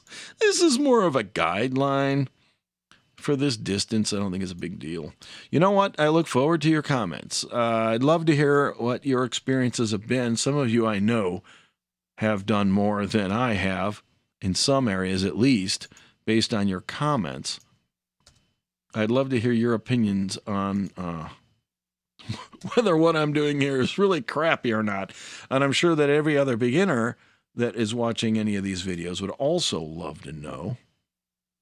Actually, if you're a pro, you probably haven't suffered through to this level of this video anyway. Come on. Why do I keep doing that? What I ought to do is lock the track. I think you can do that. I don't know. Let's find out. E. Can you lock a track? Ah, look at that. I can lock it right there if I wanted to. I won't because I fear change. I've never locked a track before. Why start now? That looks pretty good. This is amazing. This is probably the best routing experience of it. You know, this is really unfortunate that it went this well. Don't ever think that you should always have every board you ever create route as easily as this one just did. I organized it fairly well. Not due to awesome skill. Well, I guess there's some skill. Some experience went into knowing when to do what here, obviously. You can kind of figure that out. But a lot of it had to do with the coincidence of like these two tracks that just happen to flow through here without needing to cross over and so on. That's awesome.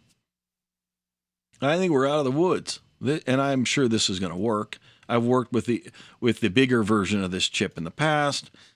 That's why I know this is going to work, because when I routed the USB out of that larger the 64-pin version of this thing, it was sloppier than this, and it was just ducky.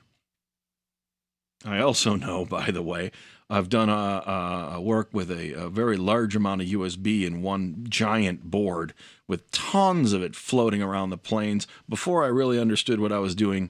And they're going through vias and all over the place, and it worked great too. Again, I know what I'm saying is true for low speed USB, the original, like version 1.0, which is what this thing is running at. Any of your serial adapters and programming cables, all that junk, all that stuff is all low speed. You can get away with miter. This is looking really good. I may want to move these 3.3 volt power pins on these connectors over to the right. You get them closer to this, to U2 here. I guess it doesn't really matter whether it's over here or over here. Because what I'm going to have to do to get it here, right, I'm going to have to do it on the back of the board. You know, run a thing over like this on the top, and maybe I'll put another via over here and run it over, I don't know, like that on the bottom, I suppose. I can run a track clearly across here. That's fine. Same with the V-bus. I'll have to run the V-bus probably through here and back around. This is too close on that side. So on the back of the copper, if I go put me a trace here, I'll put a big old one. I want a tiny one. We got power on this thing. Hit Q. Make a little thicker. I can make it bigger than that. Q. How about a 3? How big is a 3? 30 mils. A nice big one. There we go. 3.3. I'll just run it there and see what happens here. That's on the back of the board, right? The green's at the back, red's at the front. So if I just run over here and put a big old via, bunch of vias in there.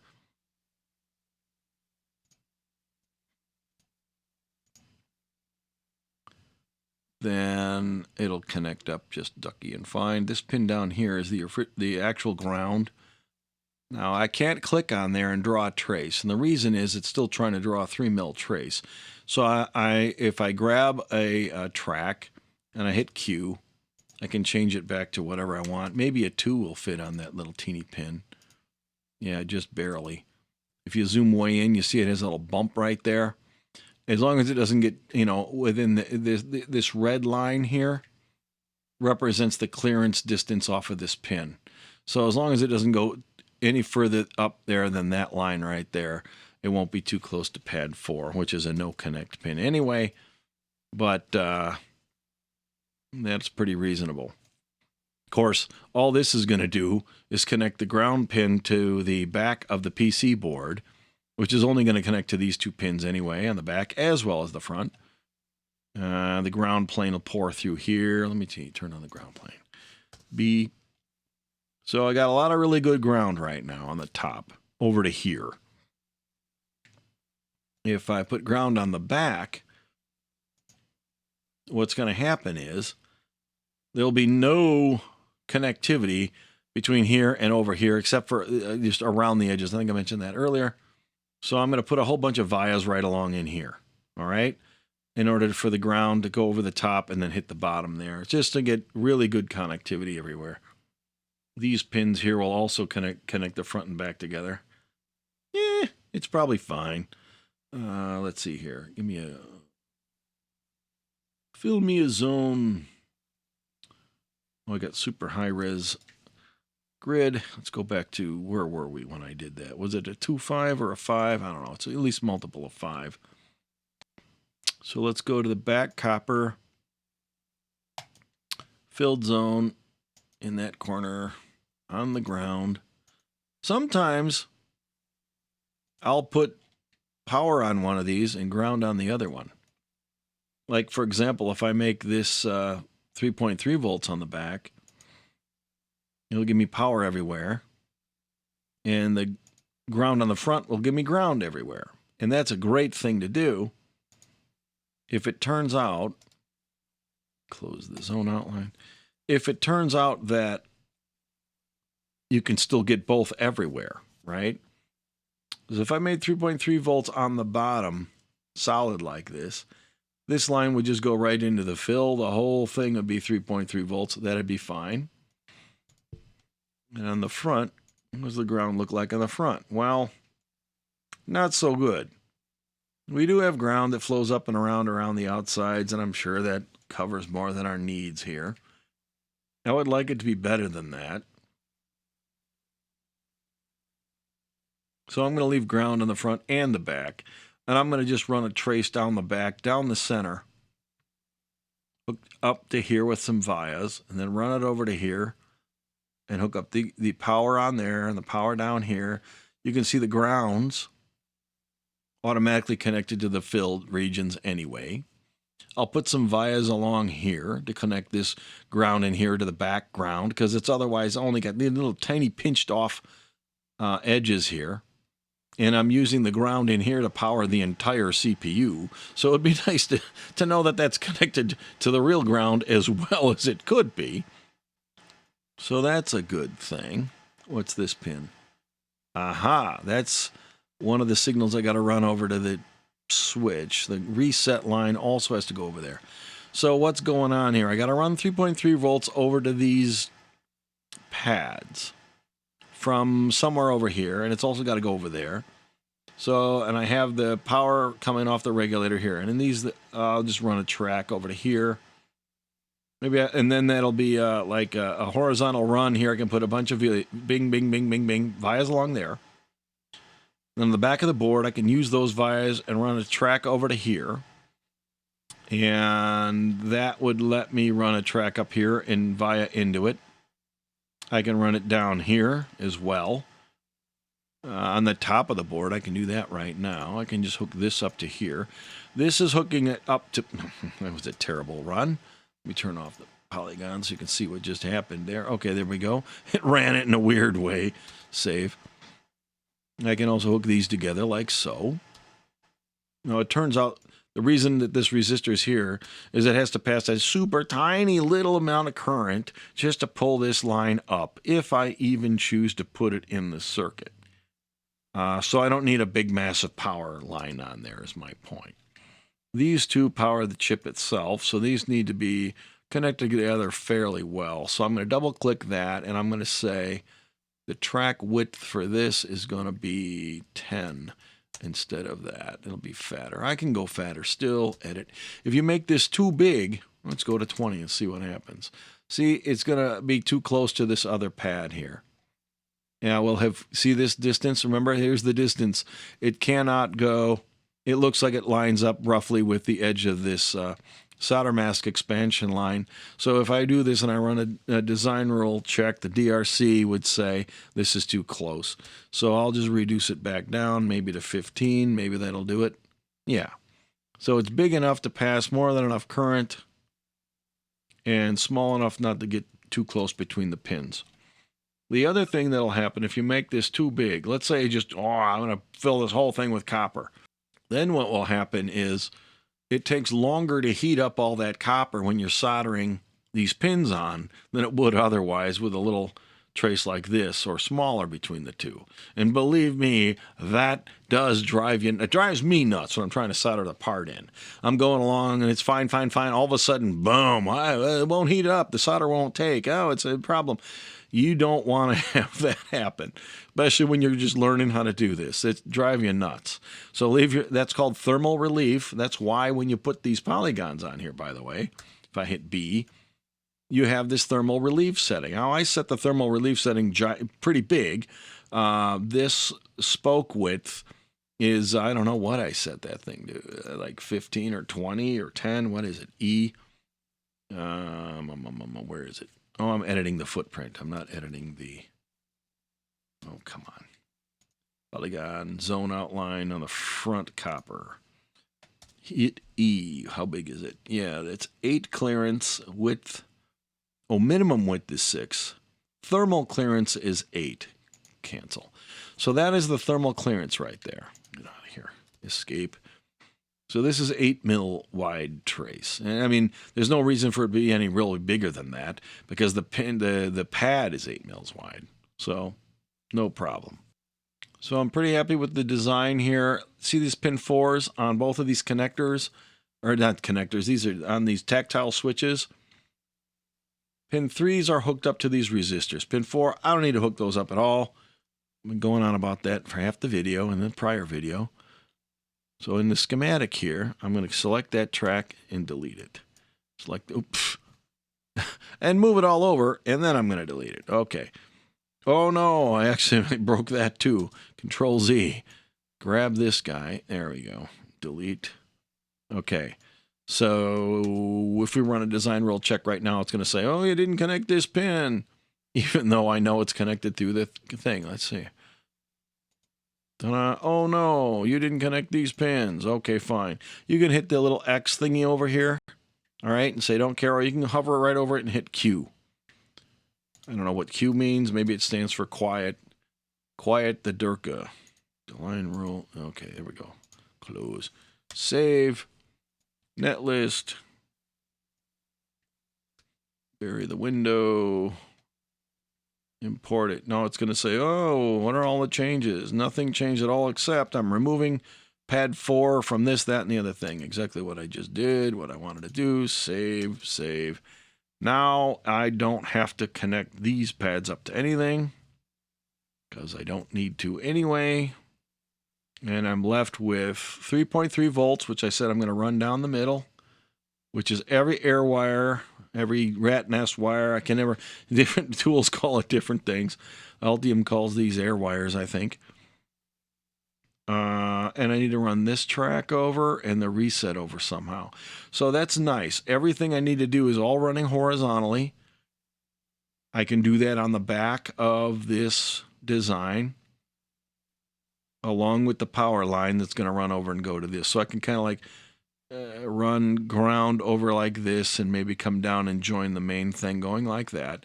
And along this horizontal piece, I can hook these pins up, go to the bottom of the board, and kind of come up and around like that. The only thing I don't like about this is that the lines on the bottom and top will be running parallel to each other right in here. Okay, well, actually, the reset will be 90 degrees to here anyway, and then I can run it over and around. Of course, this is an LED that'll be flashing and causing electrical noise. Maybe the reset I'll run over here and then over like that. That'll be fine and like no low noise. I'll need a via over here to connect it. That's fine. The other one, PIO031, is right here. Heck, I can just run that right over the top of the board. I'd have to put a via to hop over. And that's fine. It can come in right through here and get up to where it needs to go, because the ground track coming through here will block my ability on the back of the board to get through here. So that's what I'll do. I'll just run it right in there. I won't have ground flowing here anymore, but that's okay.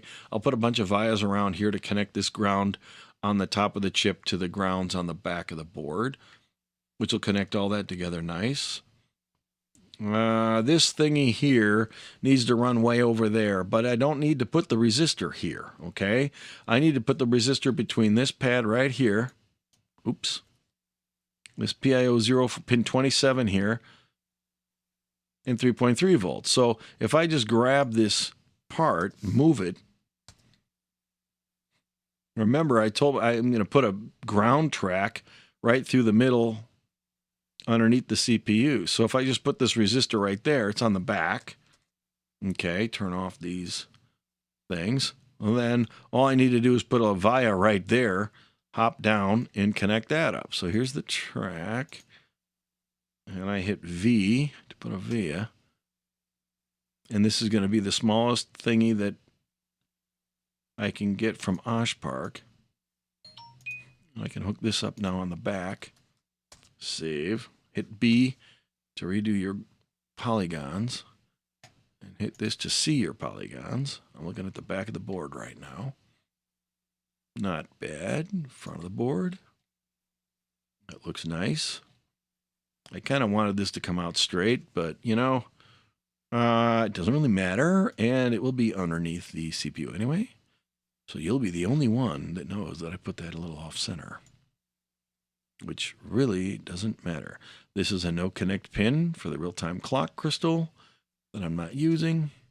And if you read the specs, it says ground the input and let the output float if that is in fact what your design plan is, which further reinforces the fact that you don't need it, since they actually give you guidance for building systems that don't have it. Now that looks great. V-Bus. Guess who forgot to hook up V-Bus? The main power. All this effort goes into the design, And some moron forgot to hook up the main power line. Oh, joy. And it's got to get over here. Well, like I said, I'm already ready to run a 3.3 volt over to here, because this line on the back right there, that's 3.3 volts. Right? V-bus is right here, so I'll run one over to here, and I'll run V-bus right next to it and end up over there. Gol darn, got lucky with that one. This has been the luckiest board layout I've ever done. I don't like this. You got tons of room here, and it's banging into here anyway. We have V-bus over here blocked from the pin. Seems if I instead ran the data lines here, if I run them down the bottom and up this way, could turn this, and then the V-bus pin here could just go right over to that V-bus guy there. I think I'm going to give that a shot. So shut off the polygons. Select all of these parts. You just click them one at a time. You hold down the shift key and click on each one of the parts. Come on there. Footprint, click there, footprint, click there, all while holding the shift key down. Then you can hit M and you can move it around as a whole. Let's move it over here for a minute. Get rid of this. And let's do the data stuff first. I think we just run them to the other. Yeah, just run them to the other side. Okay, so take both of these, move them around here. I don't know, flip them over. Grab a trace here. I mean, I'm going to just see if I can just hit D and drag it down there. To some extent I can. D, just drag this one over like that. This is kind of messy. I'm going to just try and select a bunch of it and hit delete. Delete. Okay, there we are. Delete these guys.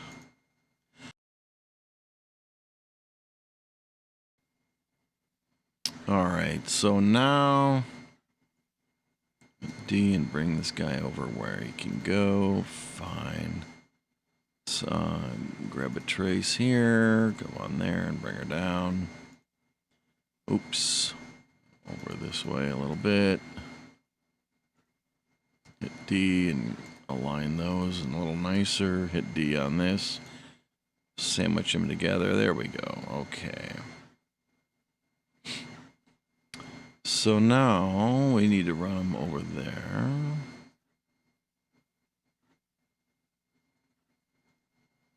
And this is the right way to turn so they don't have to overlap.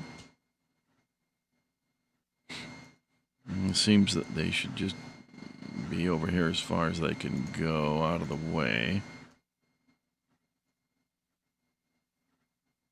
It should be okay to solder them that close to this connector, because I'm really going to come at it from the top and the bottom. That seems reasonable. I'll just delete these and clean it up. Delete.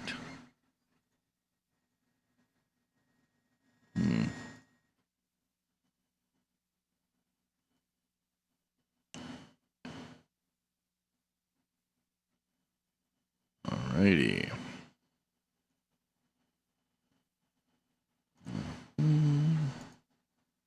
I'll clean that little antenna up there later. Bring this guy over here. Okay.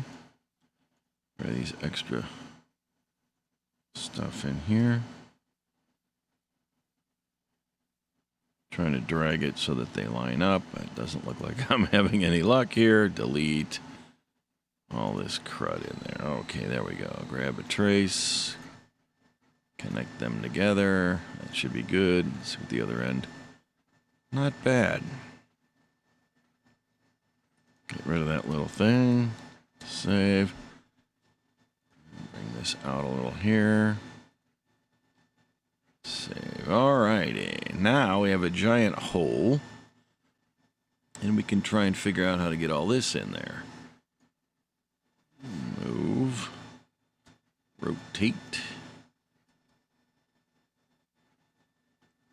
Will it fit? Well, I can always move the LED in that bypass cap on the bottom. That's now on the bottom, no big deal. B-bus has a clean path. I might as well keep this over to the left. within reason. This thingy here is that bypass cap that's not even really critical in the design. I'll just put it up here. We have tons of room. Perfect. Awesome. That's looking good. So what's the width of this pad right here, right? It'd be nice to just have that full width of that pad be the trace. So let's go ahead and have a look-see at this guy. It's about 16 mils. So if I put a trace on here and I hit Q and go for 16. Doesn't want to draw it because I made it too wide. It must be in violation of something.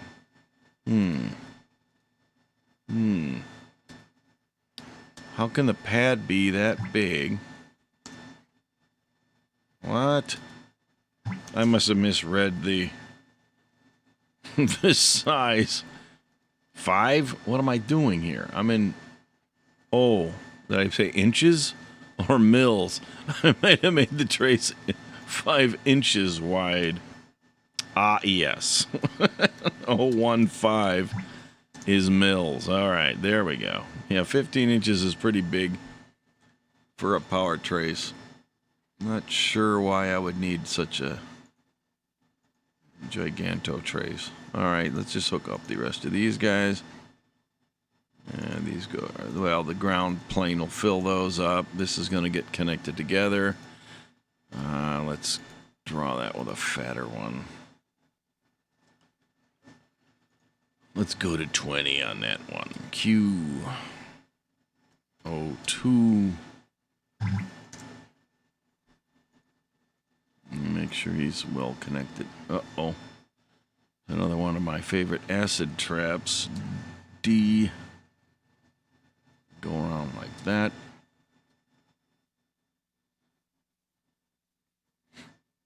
All right. Oh, this is just the power LED, so he doesn't need to be very large. The trace there. V-bus needs to be pretty big, though. This needs to come down here. We'll make that guy another 15. There we go. Save. Grounds will hit the ground plane. This guy will have to get connected. He comes up to here. Oh, that's a nice clean run now as well.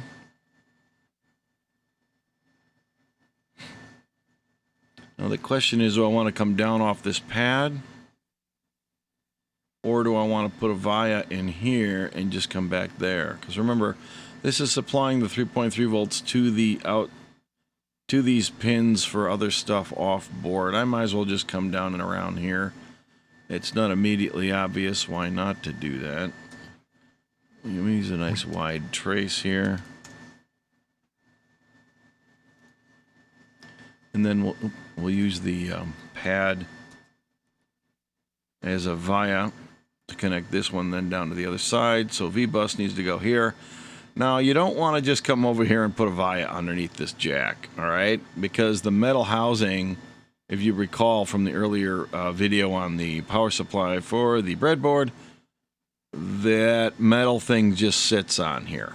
So if you run traces underneath here, it'd probably short out through the solder mask. One of the connectors, in fact, in the Jijiki family of connectors that do this, have two big square solder mask cutouts so that you can solder the housing right onto your ground plane. So that's a no-no. Don't go in here and route around under there. We're going to go up and around on the top with a big old fat trace.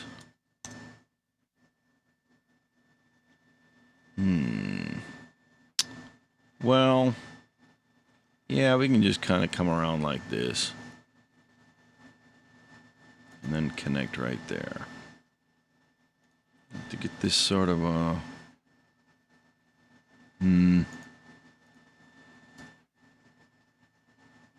I'm kind of hoping something like that. All right, so that takes care of all that. We got to hook up this LED's power. So the question now is, do I want to leave the LED here and run through here? No big deal. This is V-bus anyway. There's no real ground going around here. This ground needs to be connected to the ground over here with a relatively low impedance path, which I'll do by putting vias all over the place, because otherwise it's all blocked. This will run over here. You know what I'm going to do? I'm going to move. See, I got 3 volts over here. There's no reason to really be wandering around in there anyways. So let's just move the whole thing, rotate it. Wow, it's really messed up. Okay, there we go. We can just stack these parts up end to end if we wanted to. In fact, it would probably work fairly well if we did this. Then grab the LED and rotate it around this way.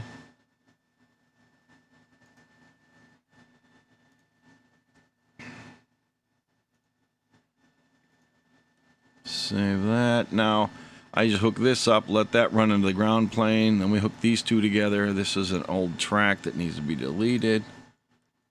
Not bad. This trace doesn't need to be large at all. It's just going to take a very small amount of current. Save that project. Now that's all hooked up. The only thing really left now is the reset and the ISP control button over here. In the 3.3. Let's go for that. Okay, so let's go on the back copper.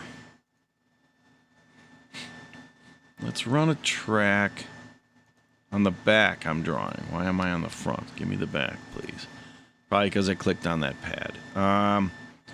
Let's start by throwing a via on here. Now, we don't want to put super tiny ones on here. We need to get some current through here. Let's make these much bigger. 20 and 30. All right.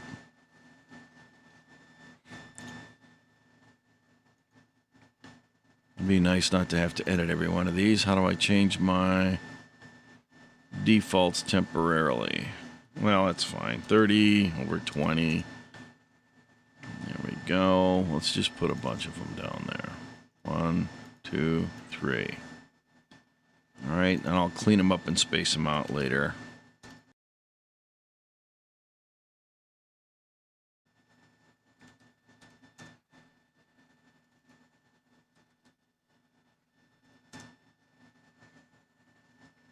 I'm gonna move them around a little bit. Oops, there we go. Now it's okay to put them here because the back of the regulator is all connected to this as well. The tab that comes out here and this pin here, some of the regulators when you buy them have metal all the way across, and it's all going to be 3.3, so it's okay if it accidentally shorts out onto these vias. Save. See what we got going on with the polygon pores if I re-pour them. Okay. That looks all right. Now I got plenty of copper on the back to grab onto to run the track over here to get the power. So I go back, give me a track, start here, hit Q, pick a nice big size. Let's just run this for reference, just run it over here and end it right there for now. Re-pour the polygons. Okay. Shut off the polygons. Oops, I'm in polygon outline mode. There we go. All right, so that'll give me power in the vicinity where I need it. So obviously I can just run a track down here. I can run one over there. Should be able to run one up here. Put vias in there to get to these pads. Let's get these other signals where they got to go first. On the back.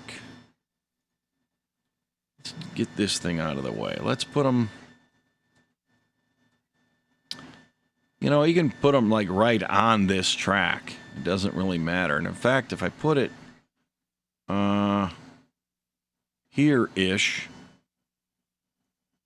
then what happens is that pad is right near this ground. If I run a trace from here to there, I can put a via and come right back on that ground.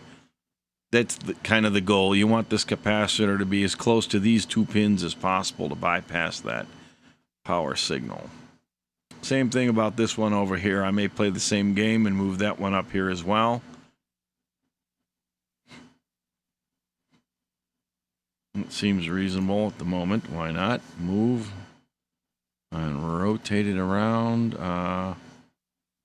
This time,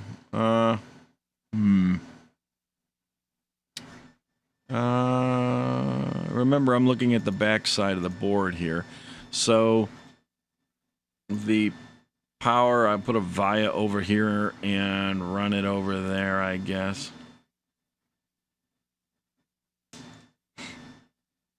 And run some tracks on the back. Let's finish that. This needs to be connected. This is not a very high power thing. This is just a pull-up resistor, so that's going to be a tiny trace.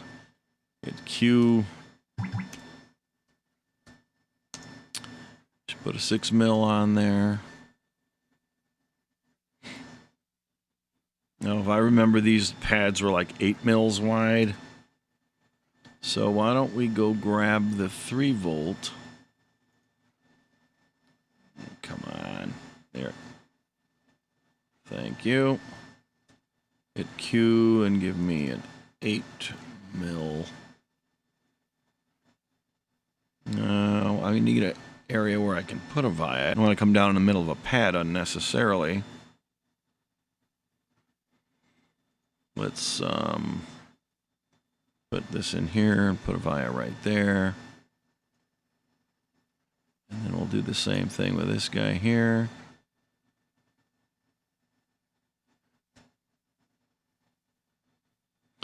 Actually, this should be a full poured ground paint directly on the back. I don't really need to move those any closer to the bypass cap than is necessary. There's really no need. Want this to, oop, no, I'm on the back. Let's go make sure I'm 8, yes. Okay. Let me pour the polygons. So the air wires still show up where power is not connected yet. So I still have to connect this up and put a via for this guy where we want it to go in a strategic place. Give me 8 mils. Okay, put a via. That's fine. I'll just finish the track on the back anyway, even though the ground plane will deal with it for me. Now I'm on here, the power line. Let's make sure I'm still on 8 mil. Yes, we can just come right here, put a via right there. Bang. So there's the power for the CPU. Hit B and turn on the polygons. Have a look.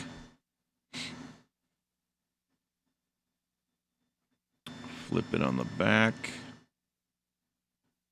So now the ground will flow horizontally. We can't get much current flow this way if we wanted any, which shouldn't really matter. That's not a big issue for this design anyway. The ground for the chip needs to get access to the regulator circuit, that's all. So it is kind of a horizontal thing anyway. And it's not uncommon on some designs to actually put troughs like this in your ground plane to force the situation so nothing can actually flow across a trough to prevent a ground loop from happening. So it looks like I need to hook up power here and these two guys and I'm done. So let's look at the power on this guy. This is a low current. These are just pull-ups and a LED over here. So it's really no big deal. And I can't put the via down. Come on. There we go. How about right there? Okay, hit B. There we go. Now on the back, there's no reason to run this track way over here anymore. You'll notice that what was once one big track is broken up. Every time there's a joint, it breaks up a track that you originally made as one into many little ones. For example, over here, there's probably a whole bunch of little tracks in here now. Yeah, see, here's all the little pieces. Okay. That's so that you can delete the stubs that go between each one of those nodes in the track. All right, so all we got to do is get those two guys, and then we're probably ready to ship it out. This is an interesting little bit of ground here. Do I care? Not really. But might as well give it some room. There's no reason for this particular track to be there anyway. I can move it over like that. And hit B and save.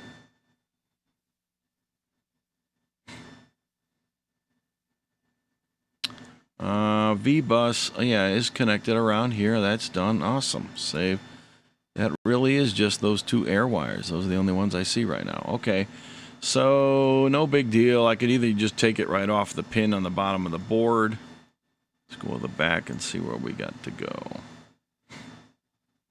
I could just go like that and come down this way. That seems somewhat reasonable. This one has to have a via somewhere, and then he can come around that way too. It's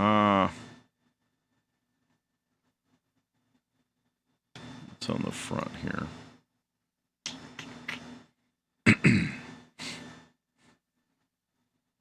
So I could probably, well, if I wanted to, I could lower the power line and put a via right there, or I could just sneak one in over here. There's plenty of room. I can smush those tracks up if I need to. So let's put a via right over here, okay?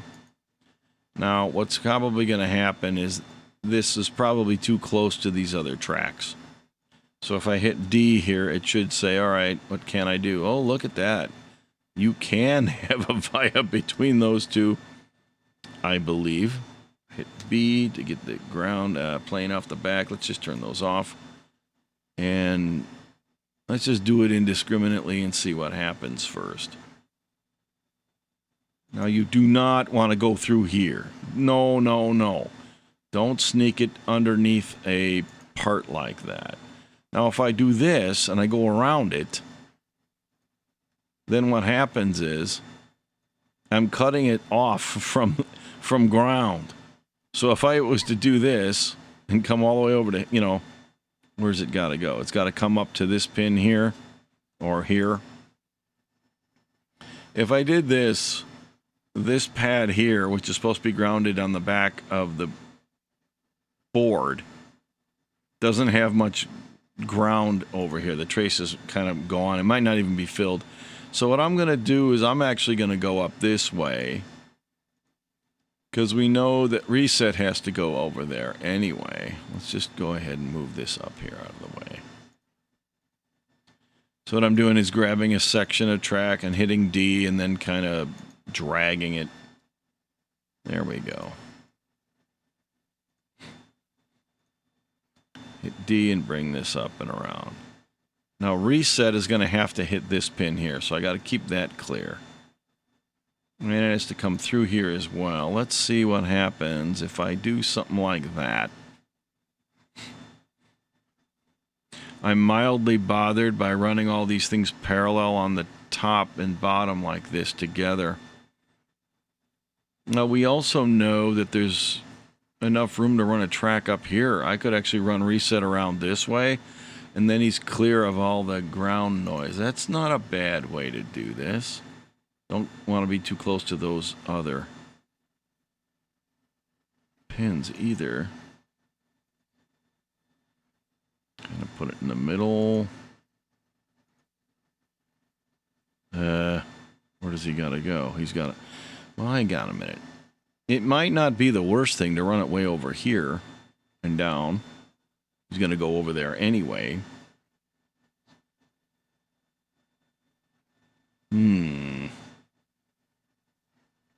I could sneak a via right on there, I'll bet.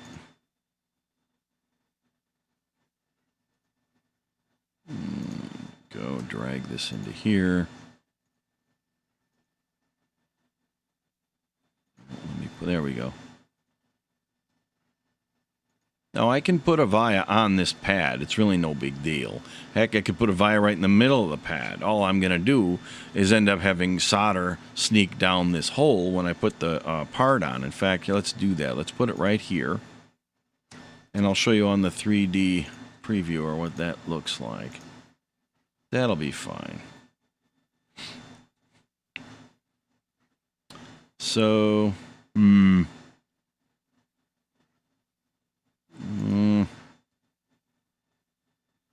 you know, this green wire I'm dragging right now, I happen to know, is not very important after the thing is booted, at which point these lines are all relatively stable anyway. This isn't going to glitch during the boot.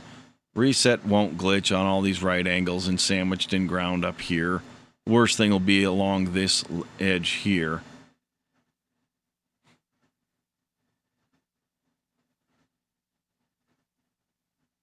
Which is not much distance. That's probably going to be fine. Plus, there'll be ground on the bottom anyway. So let's turn the ground planes back on. Re-pour the polygons. Have a look-see. Now is when I usually like to inspect what the ground looks like everywhere. This isn't too bad. I don't like the fact that this is like cut off like that. But we know that that track goes up here. It makes me wonder if I could just run this over, maybe move it up there or something. Let's go back to the front. Yeah, see, it goes up like this. If instead this via was over here, I guess it belongs on that other wire. All right. Take this guy, hit D, drag it up like that. Hit this one and hit D. That's really not where I want it to go. Let's turn off the polygons so I can see what I'm doing. Delete. Back. Connect it like so. Here's a piece of track on the back that doesn't need to be there anymore. I got dragged there while I was dragging around, playing around. Okay, turn the polygons back on, re-pour. All right, now I have a nice, clean, full, low impedance ground plane right there. I don't know what's going on over there. Why is that reaching over so far? I thought I deleted this. Maybe I hit undo or something by mistake. Save that. All right. I think that looks pretty nice. So now we need to put a bunch of extra ground vias in, like around in here. This is not grounded to the main ground at all. It would get grounded by going through here and then coming up through this pin and around. That's not too bad. It'll definitely work, but there's no reason not to go ahead and just put a bunch of vias in here. I knew a guy that laid out boards and he used to say, I always put vias around every one of these pins. You don't want to put them in the middle underneath a part, like in here, right? Because this is a single resistor. You want to put them around the outside like this. All right, I'll put one there.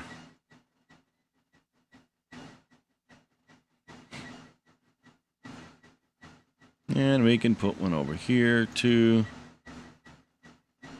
Since this is just ground, you know, thing out in the middle of nowhere, this is all fine. These definitely all connect grounds together. And we might as well put a few more in here. You get to drill holes for free. I do remember once, long ago, I had some boards made, and the number of drill holes was part of the pricing. Yeah, I'm going to send this over to Osh Park, and they don't seem to ask how many holes. They would know because I'm going to upload the files anyway, but they advertise their prices purely based on the square inches of the board. So I think that's fine. I put these two here because on the back, we're cutting everything in half right there. So what I want to do is make sure that we have, you know, adequate ground from top to bottom on the back if there should be a need, and there won't be. So this is 10 tons of overkill.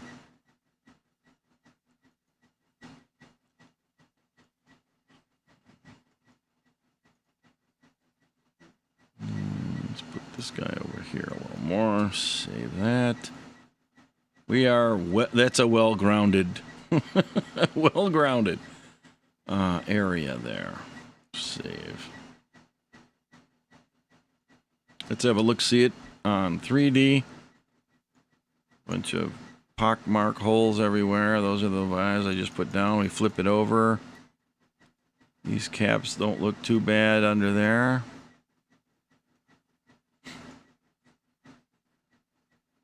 This looks nice. These are all grounds, and they're connecting the front and back planes together. No big deal. Let's have a look-see underneath this chip to make sure we have good grounds on all these pins. Maybe I forgot an area that needs one. I don't know.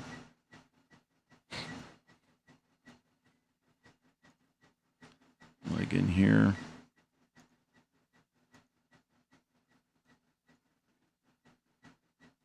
Now somewhere there's a track underneath there. Let's look at the back here. Yeah, okay. So let's put some vias like right here. Again, we can actually sneak them in on the... Oh, it won't let me put one. There must be something on the front right there. Yes, there is. There's this power track here. I can move that out of my way if I want. We can leave it there. Let's see what's going on here. Back to the back, right? So that's this track going through here. Let's move it up over here a little bit. Okay.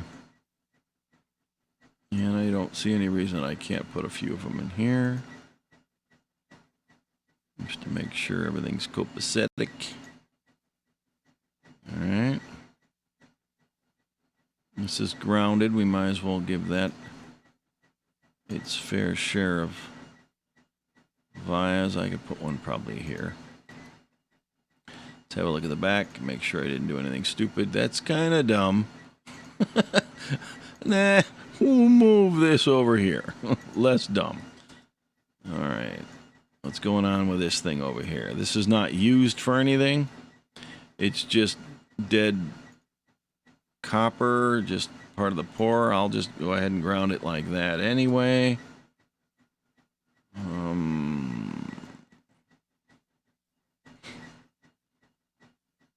None of these connect to ground, so there's really no reason to mess with that over there. And like I said, these are giant vias for all intents and purposes, connecting the planes together anyway. So this is all looking pretty darn good.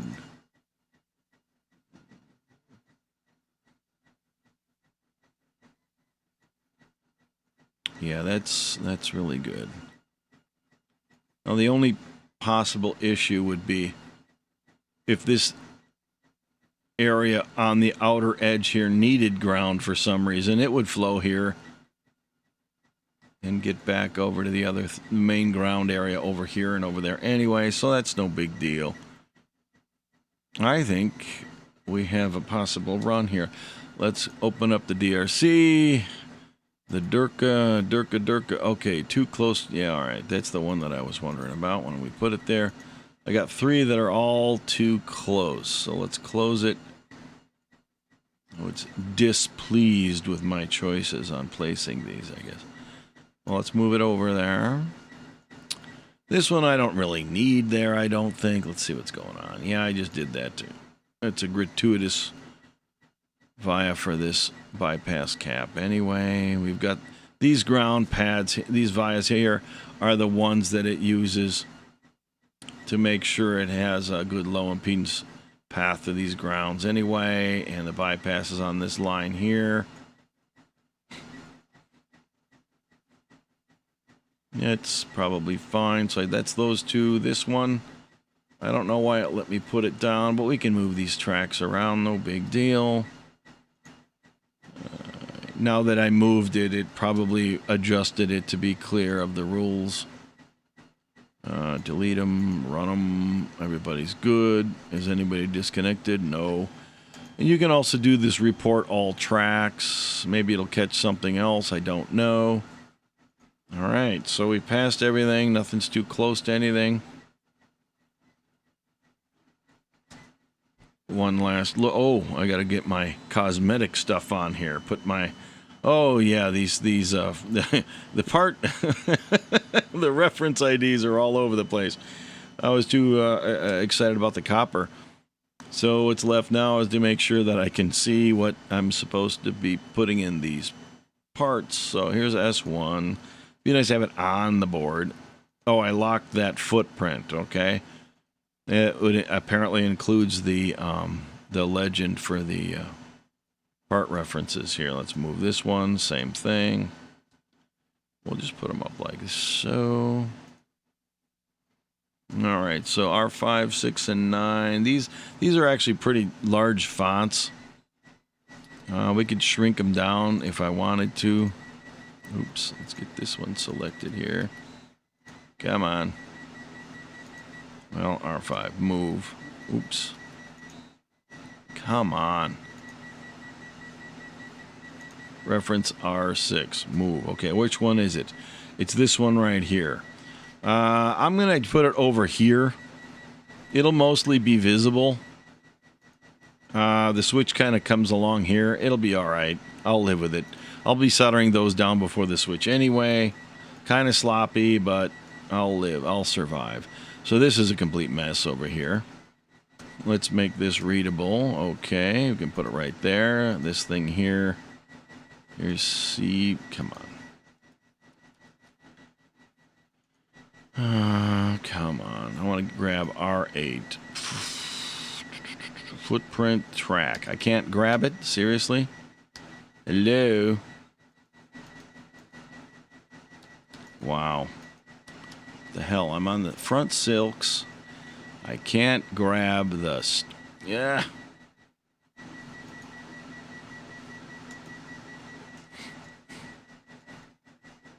Me D1. There we go. I got one.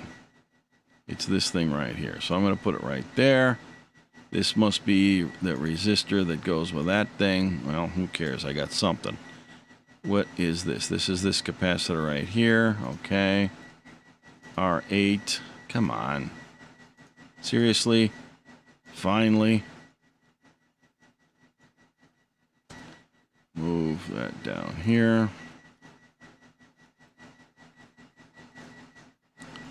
Those all are J1 and 2 on the back are garbage. The C2 is going to be on that pad. Let's move these over like this. I could also turn it like that. Actually, I don't want it there because I'm going to put labels on all these pins like I did on the other breakout board. We might as well move this one to kind of make it match. We'll make these ones be sideways like that. And kind of match. There we go. Save. Now let's look at it. Read all the part IDs. J1 and 2 need to be fixed on the back. That's okay. It all looks good.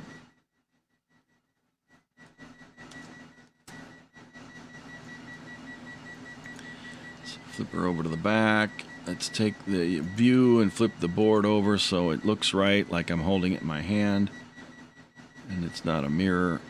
So all these have legends, of course. Let's go to the back silk layer. Okay.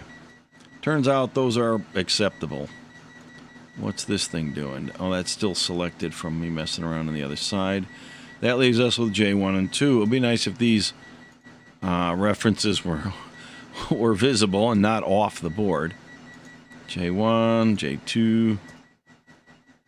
Yes, remember these are also locked so I don't accidentally move those headers while I'm clowning around trying to do other things. Fine, let's have a look-see. In front. J4 is the USB connector. Flip it over, you got your J1 and 2. You got these 3 parts. So we can solder them in. That all looks, I think, okay.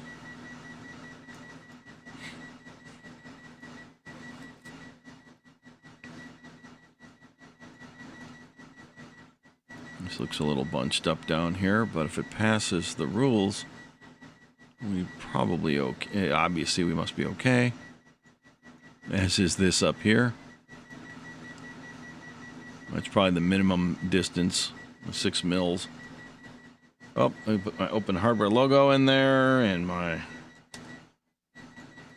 project ID on the front of the board. And label a bunch of pins and we're pretty much done. I don't know where I can put it now. We could probably put it sideways like this. Yeah, why not? Because I need to keep the area down here open for all the pin numbers I want to put on here. Alright, so somebody posted after I asked the question the last time I was doing one of these breakout boards, how can I easily get all these done and lined up together in the easiest way possible without having to like remove and resize every stinking one. And it turns out you can create like an array of things. They posted how to do it in there. Get these up out of the way as well.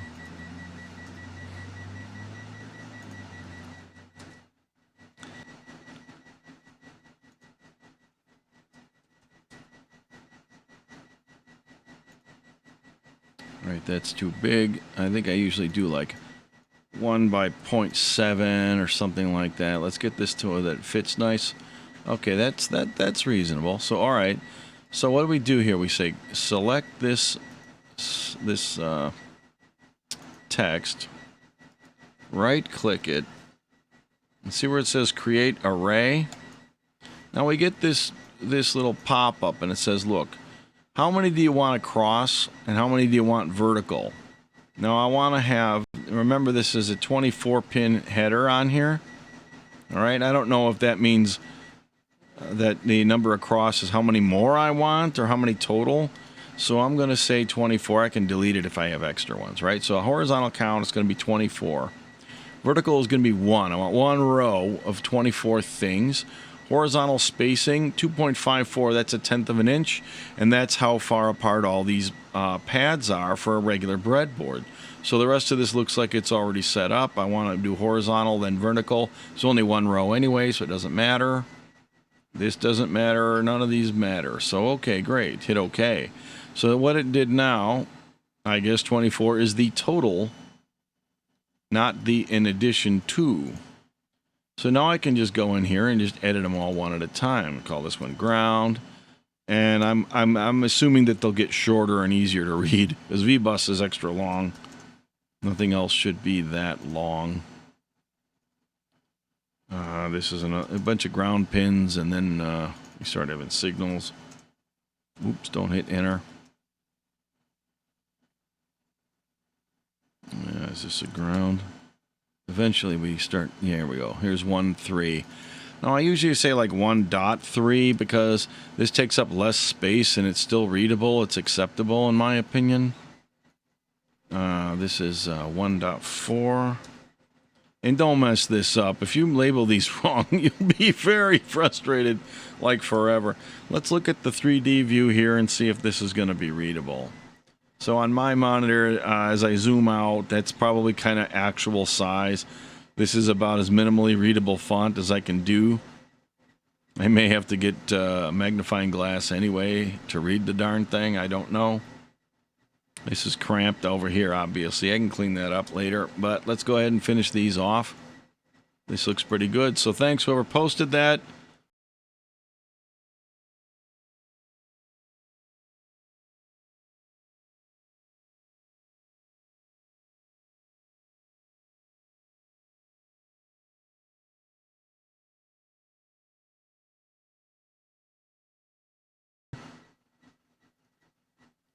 Plus 3V3.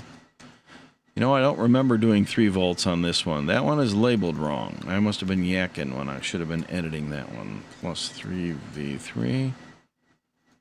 That takes care of that. Those are the only ones that are that way by my recollection.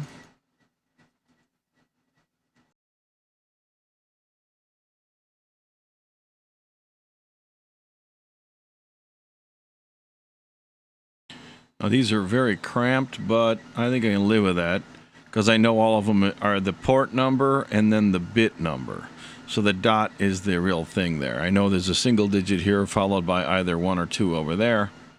And I know the thing on the left of the dot is always a 0 or a 1, so that actually is readable. It's tolerable. I could shrink the font if it was just too problematic. You know, make it narrower or thinner lines or something, but then it's just really hard to read. I'm liking that, other than this thingy here, which I think I could squeeze in there, maybe. Or just put it on the other side of the board. It doesn't really have to be on the top. Or I could get the one that doesn't say open source hardware on it and just put the gear on there. Maybe that's what I'll do. If I go back to the schematic, because as you recall, that's the footprint of this piece here. Let's go ahead and grab the footprint and see what we can do here. This is the 5x6. This is a really tiny little thing anyway, by the way. What's this one? The 5x57. One of these. There's just the symbol. Silk screen. That's just the gear. So that's 6.7 by 6. That's about the. It's a little bit bigger, but it doesn't have any font on it. So let's see how big that one comes out. Okay, net list. Save. Changing it from this to that. Update it. Yes. Close. We have just a geary wheel. Move it down here. No. Boy, don't they got any small geary wheels? Wow. All right. Flip it on the back. Put it, whatever, right there.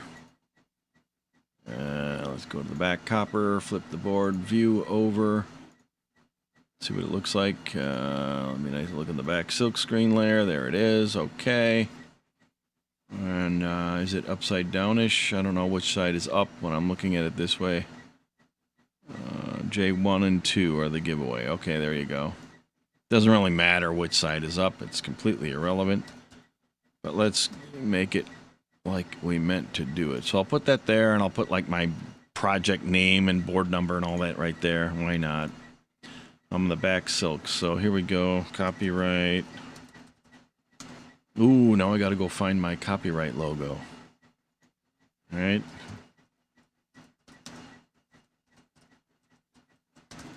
Somewhere, give me something I can cut and paste. You know, there might be a way to just type this in somewhere. Sometimes there's this goofy form that's in, convoluted thing that you can use to grab symbols and things, but I don't know how to use it. If KiCad even has one, I don't know. Or Linux in general, who knows? I have never needed to do it until now. Let's see here. Let's make this bigger. Let's just see how big 2 by 1.5 looks like. Oops, that's the width. 1.5. 2 for the height. 1.5 for the width.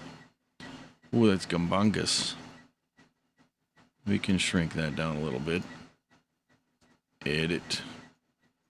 Width 1 by 1.5 maybe. Now these are millimeters too, by the way, so this is still pretty darn small. You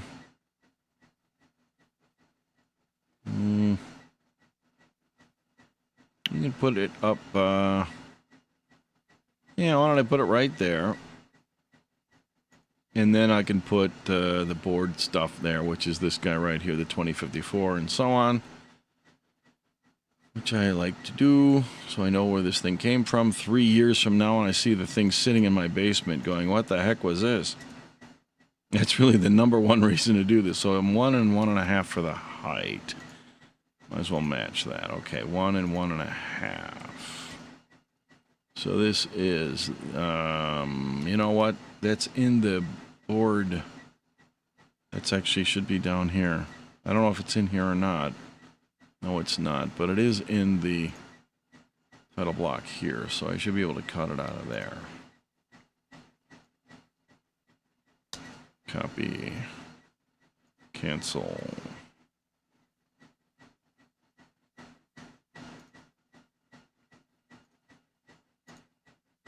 Paste. So this is 2054 dash that breakout dash lowercase breakout.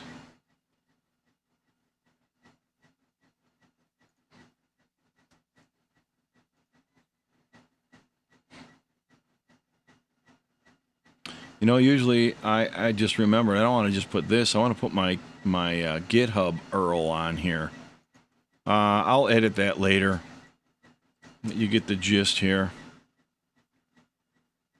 So at this point, I should be able to fire this over to Osh Park.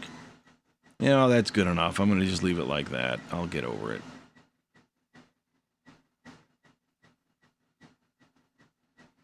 This is, I'll put it over there. Yes, the greatest amount of time spent on a design is deciding where to put the logos. I can retire as a suit and spend all my time worrying about cosmetic foolishness. Move. There we go. That'll look a little bit better. And the last final cosmetic touches are to round off the board edges. We saw that earlier on in the fancy board outline video. And I think I might also change the project to my GitHub URL instead of just the project link. And by the way, if you place a footprint directly onto the board like this and you edit it with Control E, you're editing the footprint on the board, not the one in the library. So you can modify these things, save them on your board, and of course lock it so that it doesn't disappear. And you can make variations of other symbols to suit your needs.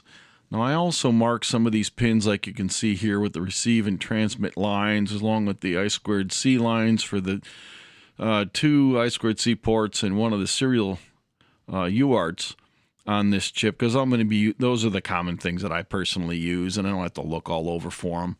And obviously you want to mark and label the role of the control switches, the reset and ISP buttons, so you're not always confused. So let me know what you think in the comments below. I think this board's going to get me some mileage. We'll see what happens when I get it back. Thanks for watching.